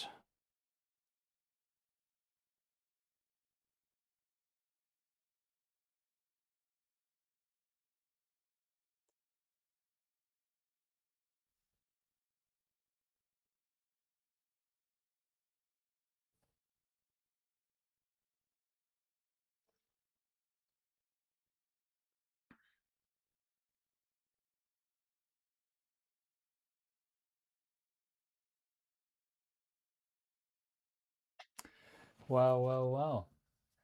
What lifespan liquid cooling AIOs? It's difficult to know because I don't really ask people if their AIOs are broken, um, but they do usually last at least 5 years, at least most of the time. Most issues with them tend to occur within the first year, so most of them are pretty reliable. Can you Chang thermal paste on yourself? You can Chang yourself with whatever you want, mate. Yeah, this is like, and this is very significantly quieter than it was in the previous setup. So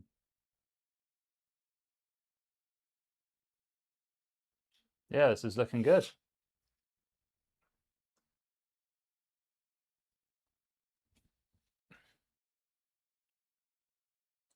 So in summary, CPU temperatures are about the same, a little bit better, maybe at 5 degrees better with the new fans.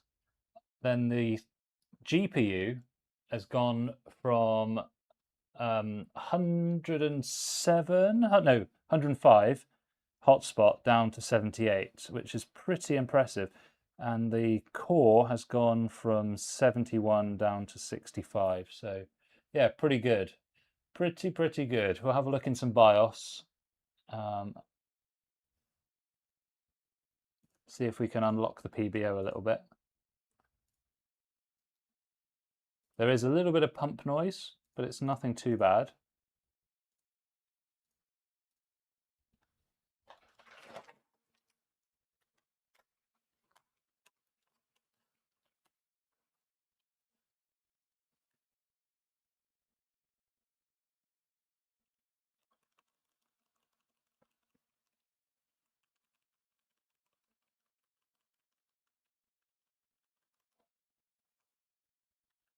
We're in, right. I'm sorry that it's so hard to see, but you might just be able to make it out there. So what have we got going on? So we've got our XMP this time, isn't it? XMP profile is on, so that's good. And then usually it's in advanced CPU settings. AMD overclocking, not there. Okay. Precision boost overdrive, there we go. Advanced. Oh, it's all just in this. Okay, PBO limits, motherboard, scaler. I think 2x is pretty good for scaler, so we'll put that on 2x. Otherwise, it just goes a bit crazy. Boost clock override. All right, why not? We'll give it 100. It'll probably do it. And then curve optimizer, probably not required, but why don't we just take a little bit off? -5. Sweet. So we can see if that makes any difference to the power draw. Oh, do we do the fans? We could do the fans while we're here as well. No, we're still on standard, which we should do this actually. I hope it will let us do the PCH fan. Yes, it will. Good, good, good, good. Okay. So the CPU fan is just the pump. So I'm going to put it when you get to 70C, it will go to 100%, 60C, 90%, and then 85 before that. Or 80 is fine. Yeah, 80. Actually, it's an older one, isn't it? Let's put it down to 75 here.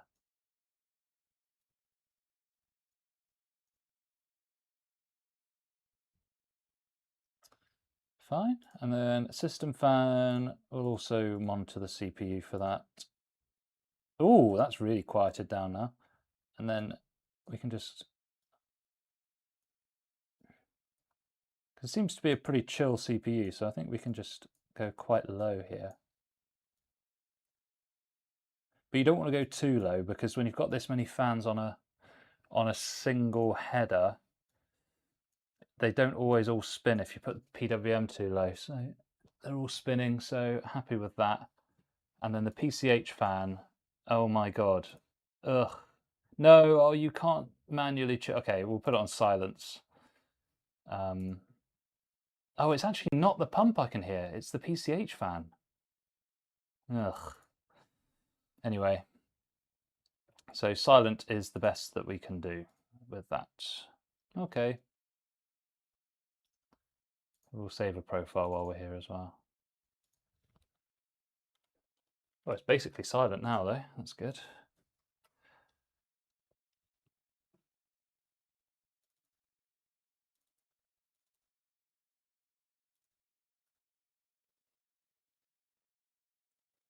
This is good.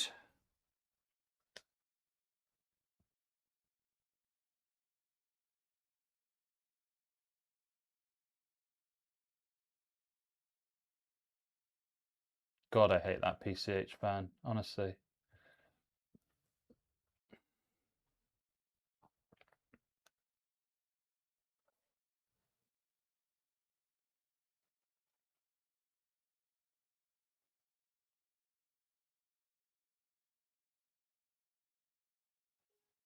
Sweet as.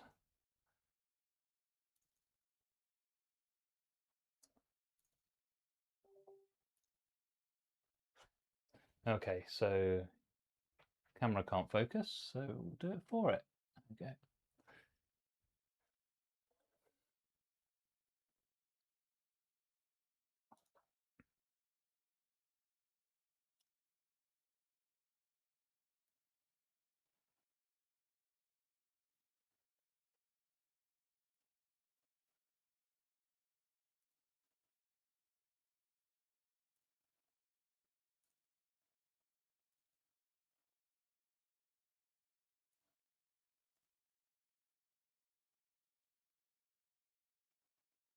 Yeah, look, now we're pushing it 75 watts. That's way better.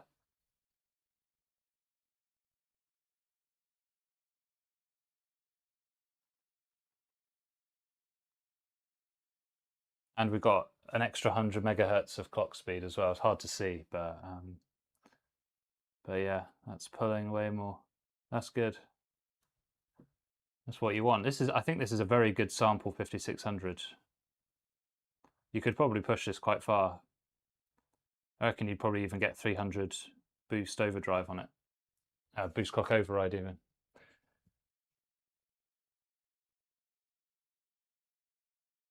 You could even do a positive curve optimizer as well. You might even get a bit more out of it then. Very nice. Looking good.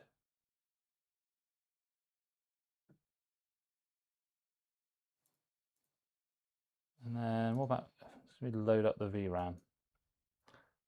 Just make sure it doesn't poop itself when we're doing this.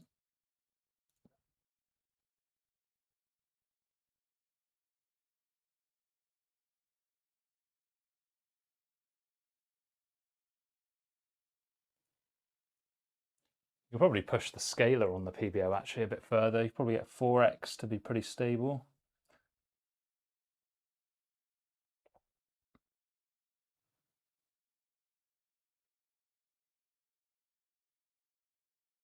Okay, VRAM seems good. I wonder if HW info will have some better information on the VRAM temperature. I only want it once. Thank you.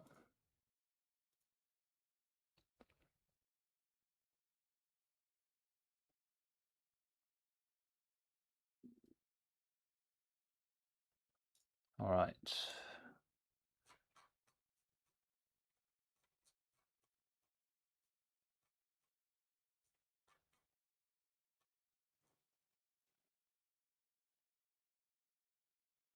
No, it doesn't have a VRAM temperature. I mean, in fact, it doesn't even have the hotspot on HW info, which is interesting.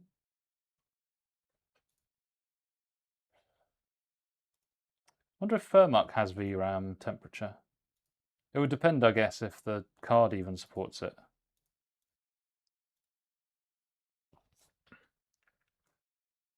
And we'll just close down Prime 95 as well. If it's sometimes it doesn't do it properly if you do it from the tray. Oh, it did it this time.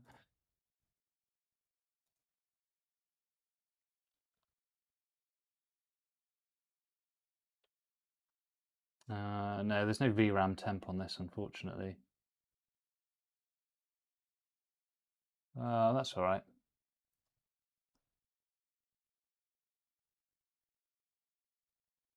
Well, I think we can say that that is an excellent result. So let's do a bit of tidying. We'll show the final results. But I mean, guys, I would say we've done very, very well there. Whilst I'm tidying up, guys, have a think and tell me what you think a good price to sell this system for. You can see the spec in the top corner of the stream. The MSI PSU in the type there is actually a 1000 watt gold. So bear that in mind. And the case also costs around £60 and the fans were probably around £25. So bear that in mind when letting me know the price that you think would be good for this. What I shall do is get a fresh copy of Windows installing whilst we tidy up.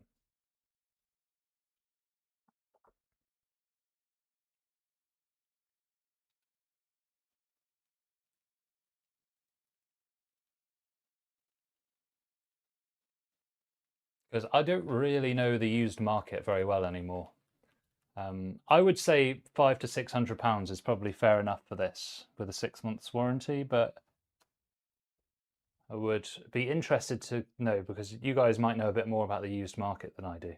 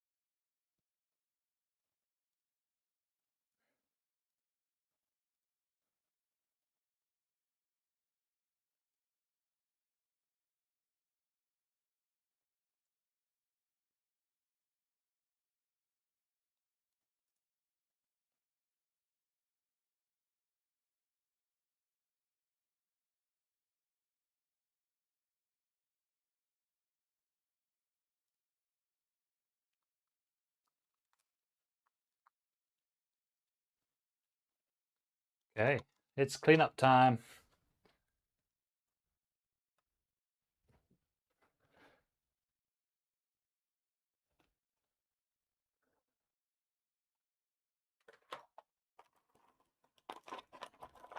So we will be winding down the stream soon, guys. We'll do a proper look over the new build so you get a good look at it. Yeah. Yeah, Max, have you already posted it? I'll go and have a look.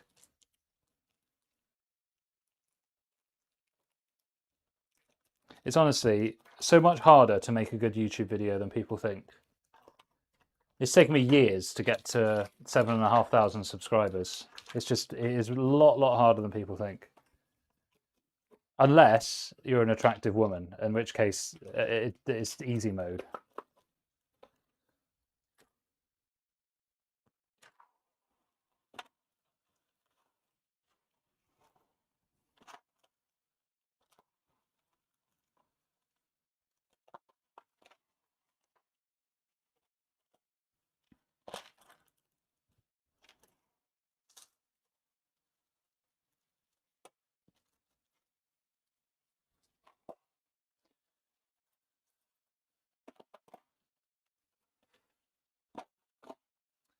I'll also need to buy a power cable for this as well, because they won't have one, will they?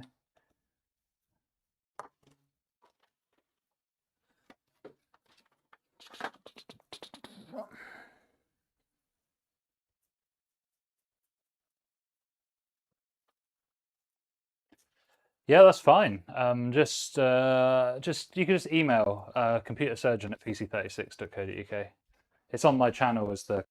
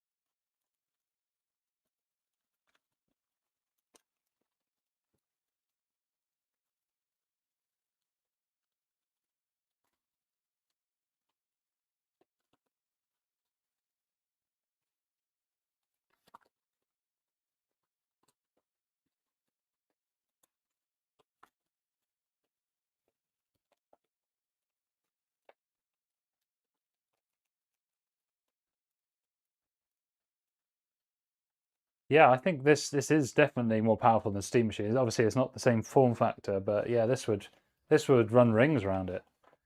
No, I think it's just that Max that the chat bot kind of just scrubs anything with a link in it unless I post it. I think that's just like a general YouTube stream thing. I can't. I don't control that. It just does it by itself. I think it's to prevent spam bots, right? Honestly, do you know what the best way to become a big tech YouTuber is? It's just be an attractive, youngish woman. You don't even have to be that young. I saw there's some woman that does shorts. Oh, well, she might make videos as well. I don't know, but sometimes they come up as shorts, and bless her, she seems nice, but she doesn't know what the hell she's talking about. She did a short about what the best motherboard to buy is, and it's clear that she has no understanding of what any of the parts of a motherboard do. I thought if there's one component not to talk about if you don't know what you're talking about, it's motherboards. RGB fans, all that stuff, yeah, sure.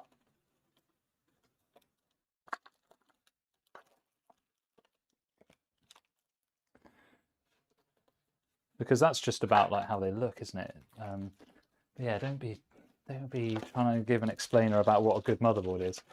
And she's got a load of like middle-aged men in there. Nothing wrong with middle-aged men, but it's the kind of middle-aged men that just like say everything she's doing is amazing. And I often wonder if if they think that this is genuine praise or if they actually under the surface know the reason why. I don't know. But maybe that's just my bitterness. What could I say?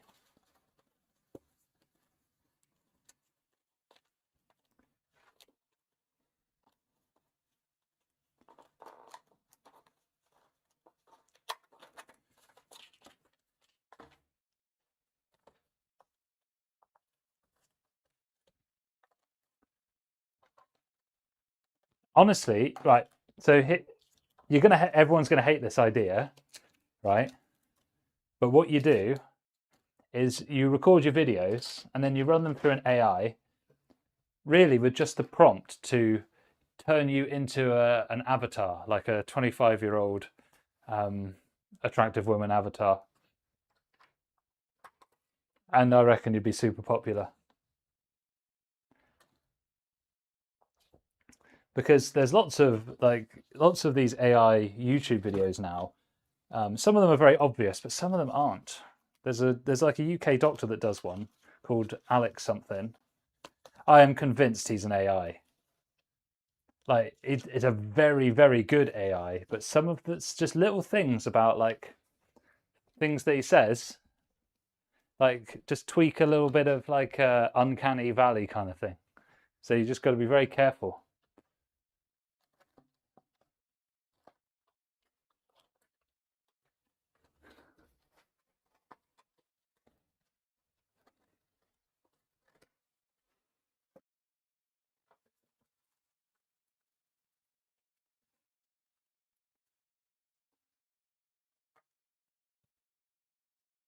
No, just do. I think you can just email. It's computersurgeon at pc36.co.uk because that it's on my channel. I think somewhere in the about info or whatever, maybe. But that is the address. Just send it on over, or if you want, you can send it on the website live chat, and I'll just sideline it for myself so that other people don't.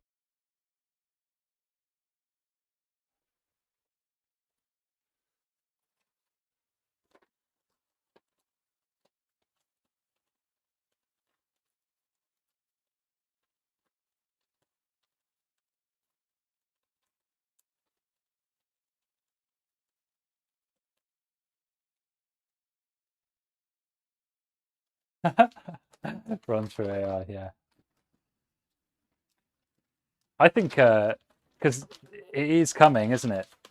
Where it's going to be very hard to tell which creators are real and which ones are AI. And I think live streams are going to be are actually going to be a big thing. Well, they kind of already are, right? But perhaps more so.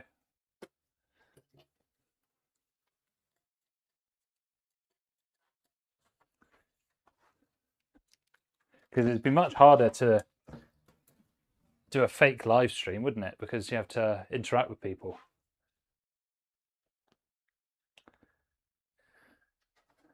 All right, we're nearly there. We are nearly there.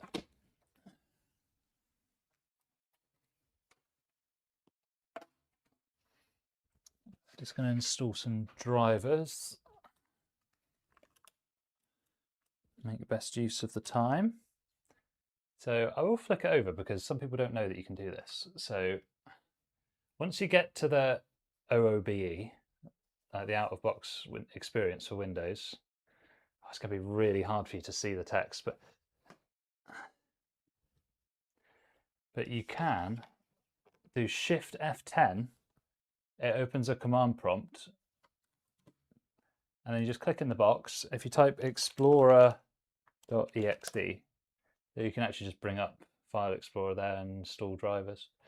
I don't think this is of any use to anybody except me setting up a computer for somebody else, but I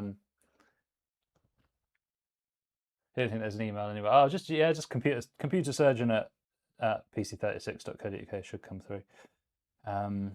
Right. So I just want to install chipset driver and then graphics driver, and that should be everything we need.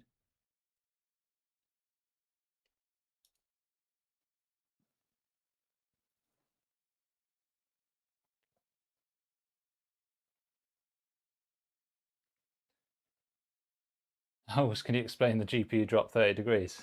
I just secretly got another RTX 3070 pallet Jetstream and put it in instead.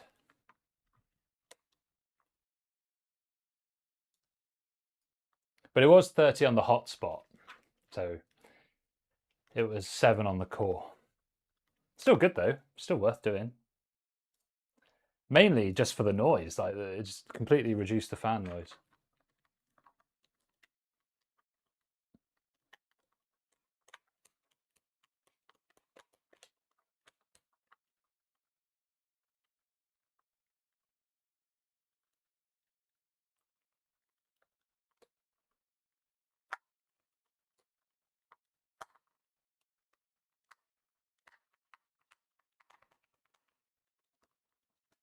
Okay. So that's still going.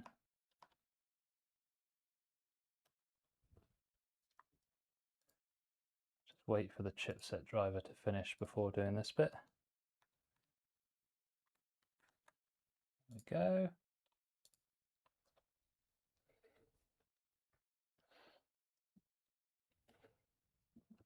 Oh, and then I need to get out of here because it's 1 p.m. already. 4 hours have been live.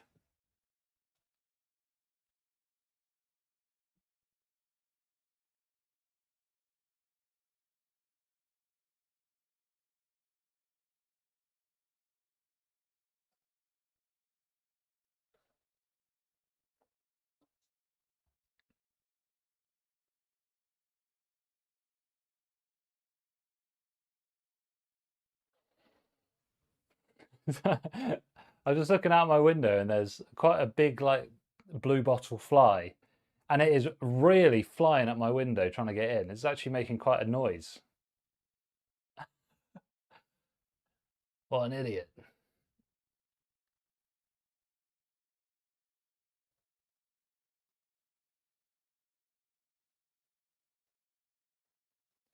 Oh, this graphics driver is taking its sweet time. Let's do something else while that's going.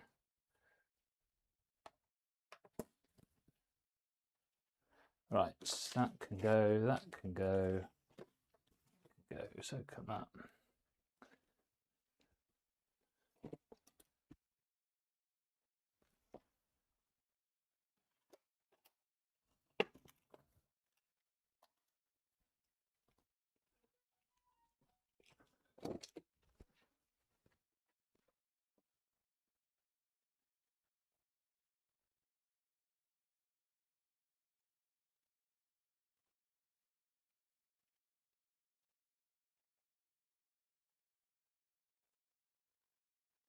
Now, Max, that does sound like AI.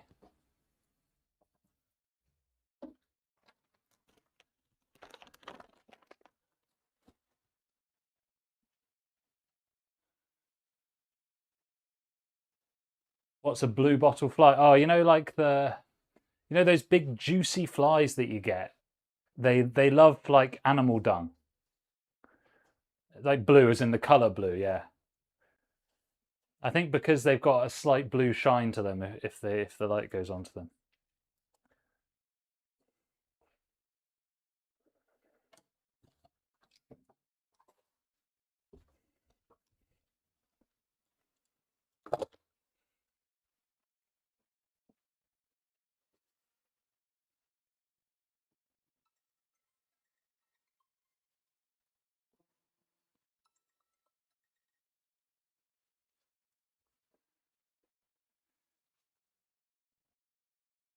All right. Okay, good. So my graphics is done. It wants me to restart, but we'll restart later. And what we'll do is we'll do back in here, we'll do shut down /s. Perfect. And then it will turn itself off in a sec. And get everything cleared so we can get a final look at our build. And then we'll let everyone have a nice afternoon.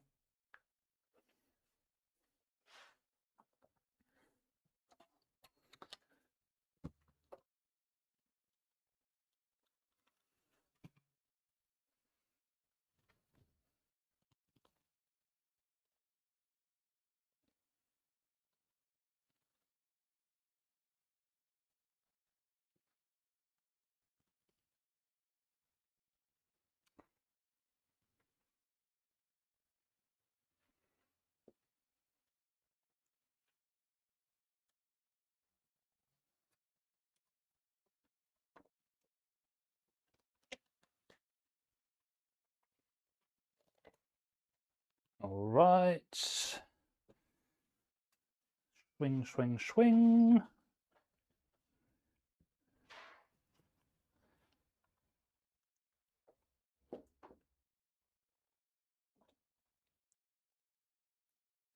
Honestly, guys, next place I live, I need to find a room where I can just set the cameras up so I don't have to keep picking them up and moving them everywhere. Okay, so that's looking quite good there.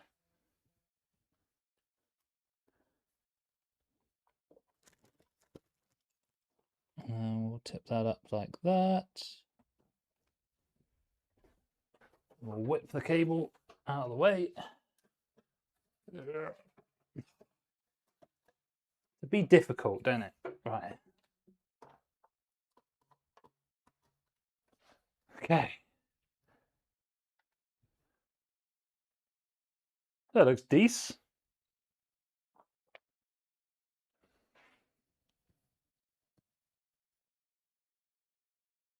The animations don't look as jerky in real life. It's because of the shutter speed.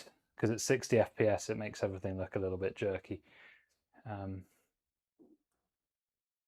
yeah, it's a cute little box, you know. It's a lot smaller than it probably looks on camera. For another size comparison, this is just like a regular full-size keyboard. I said no, it's a TKL actually, not a full size. So yeah, TKL was, it's pretty small. So you're in Studio A right now. Studio B is upstairs, but it's still the same cameras, so I still have to move them around. So I've got one on I'll show you in a minute. I've got like a tripod with an overhead here, and then this one's on its own tripod. But the problem is they've got so many cables going. They've got like the USB cable to cool it, to power it, and then a fan on the back to cool it. And then I've got the HDMI to mini HDMI, and then I've got to run the HDMI cable to the capture card. So it is a faff. All right, and then I'll give it a twirl this way. Now you can see through this, but you can't really see through it in real life.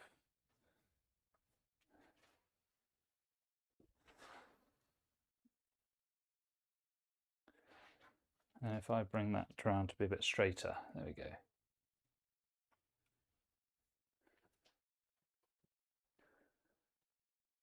Yeah, it does look slightly strange with the CPU cooler that far over to the side, but overall I think we've made it look tidy. Certainly better than it was, and certainly thermally a lot better than it was.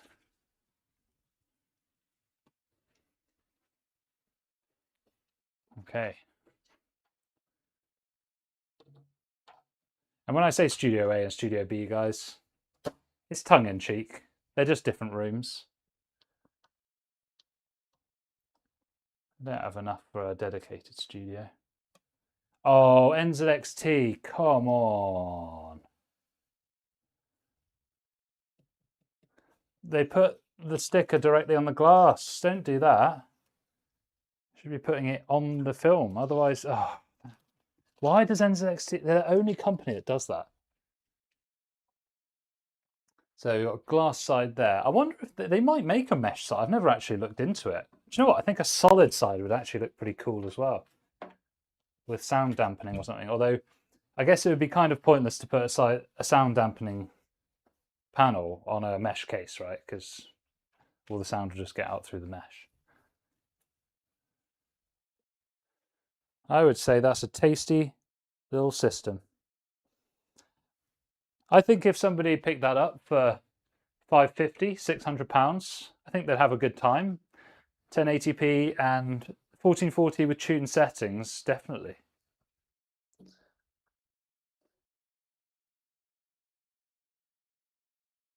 Yeah, exactly, Max. So the ideal sort of YouTube setup really is to have a room that you can go to. You don't have to move any of your cameras. You just like press one button, everything turns on, and then you can just do what you need to do without having to move the cameras. But it's not realistic for a little solo creator.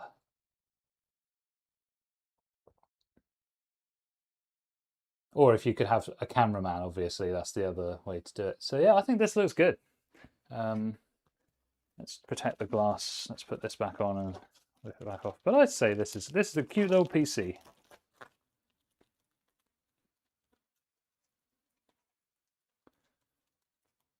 Quite like this case is pretty good. H3 flow. I think I would prefer it if it didn't have the mesh along here though, because yeah, I don't know, it just seems pointless, but I don't know. Still good.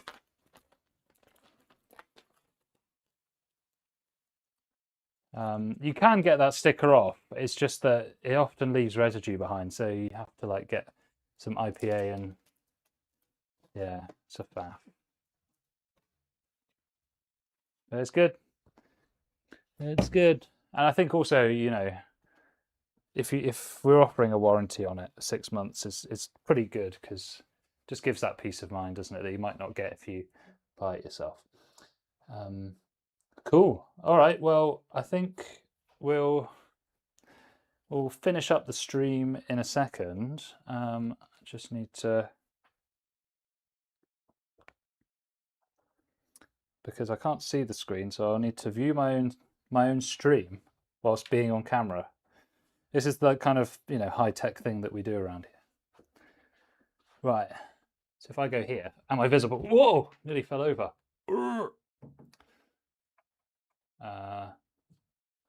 So, any further questions, anybody?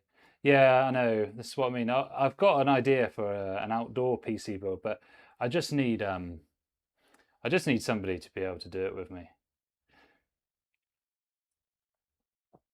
And you're right. You can just focus on doing what you need to do, and then they can get an angle that works as well. Makes a big difference. Okay. Right, cherubs. I'm going to say goodbye now. Hopefully everybody has a nice Sunday. And thanks everybody for joining. If you did, obviously, you know, not everybody chats, and that is absolutely fine. If you just want to enjoy the stream, that's totally cool as well. And thank you very much, Jonathan, if you're still here, for the donation earlier. And we will have a video coming out in 45 minutes, but it's a Linux Mint installation, or I think it's CachyOS actually. CachyOS install guide. So if you're not interested in that, then don't worry. So yeah, more good content coming soon. We've got static pressure, cheap versus expensive fans, and then we're going to do a couple more build videos, and then we're going to do 8 versus 16 gigabytes VRAM as well. So lots of good stuff coming up that will actually be helpful to you. And we'll leave it there. And I'm going to say goodbye. Take care.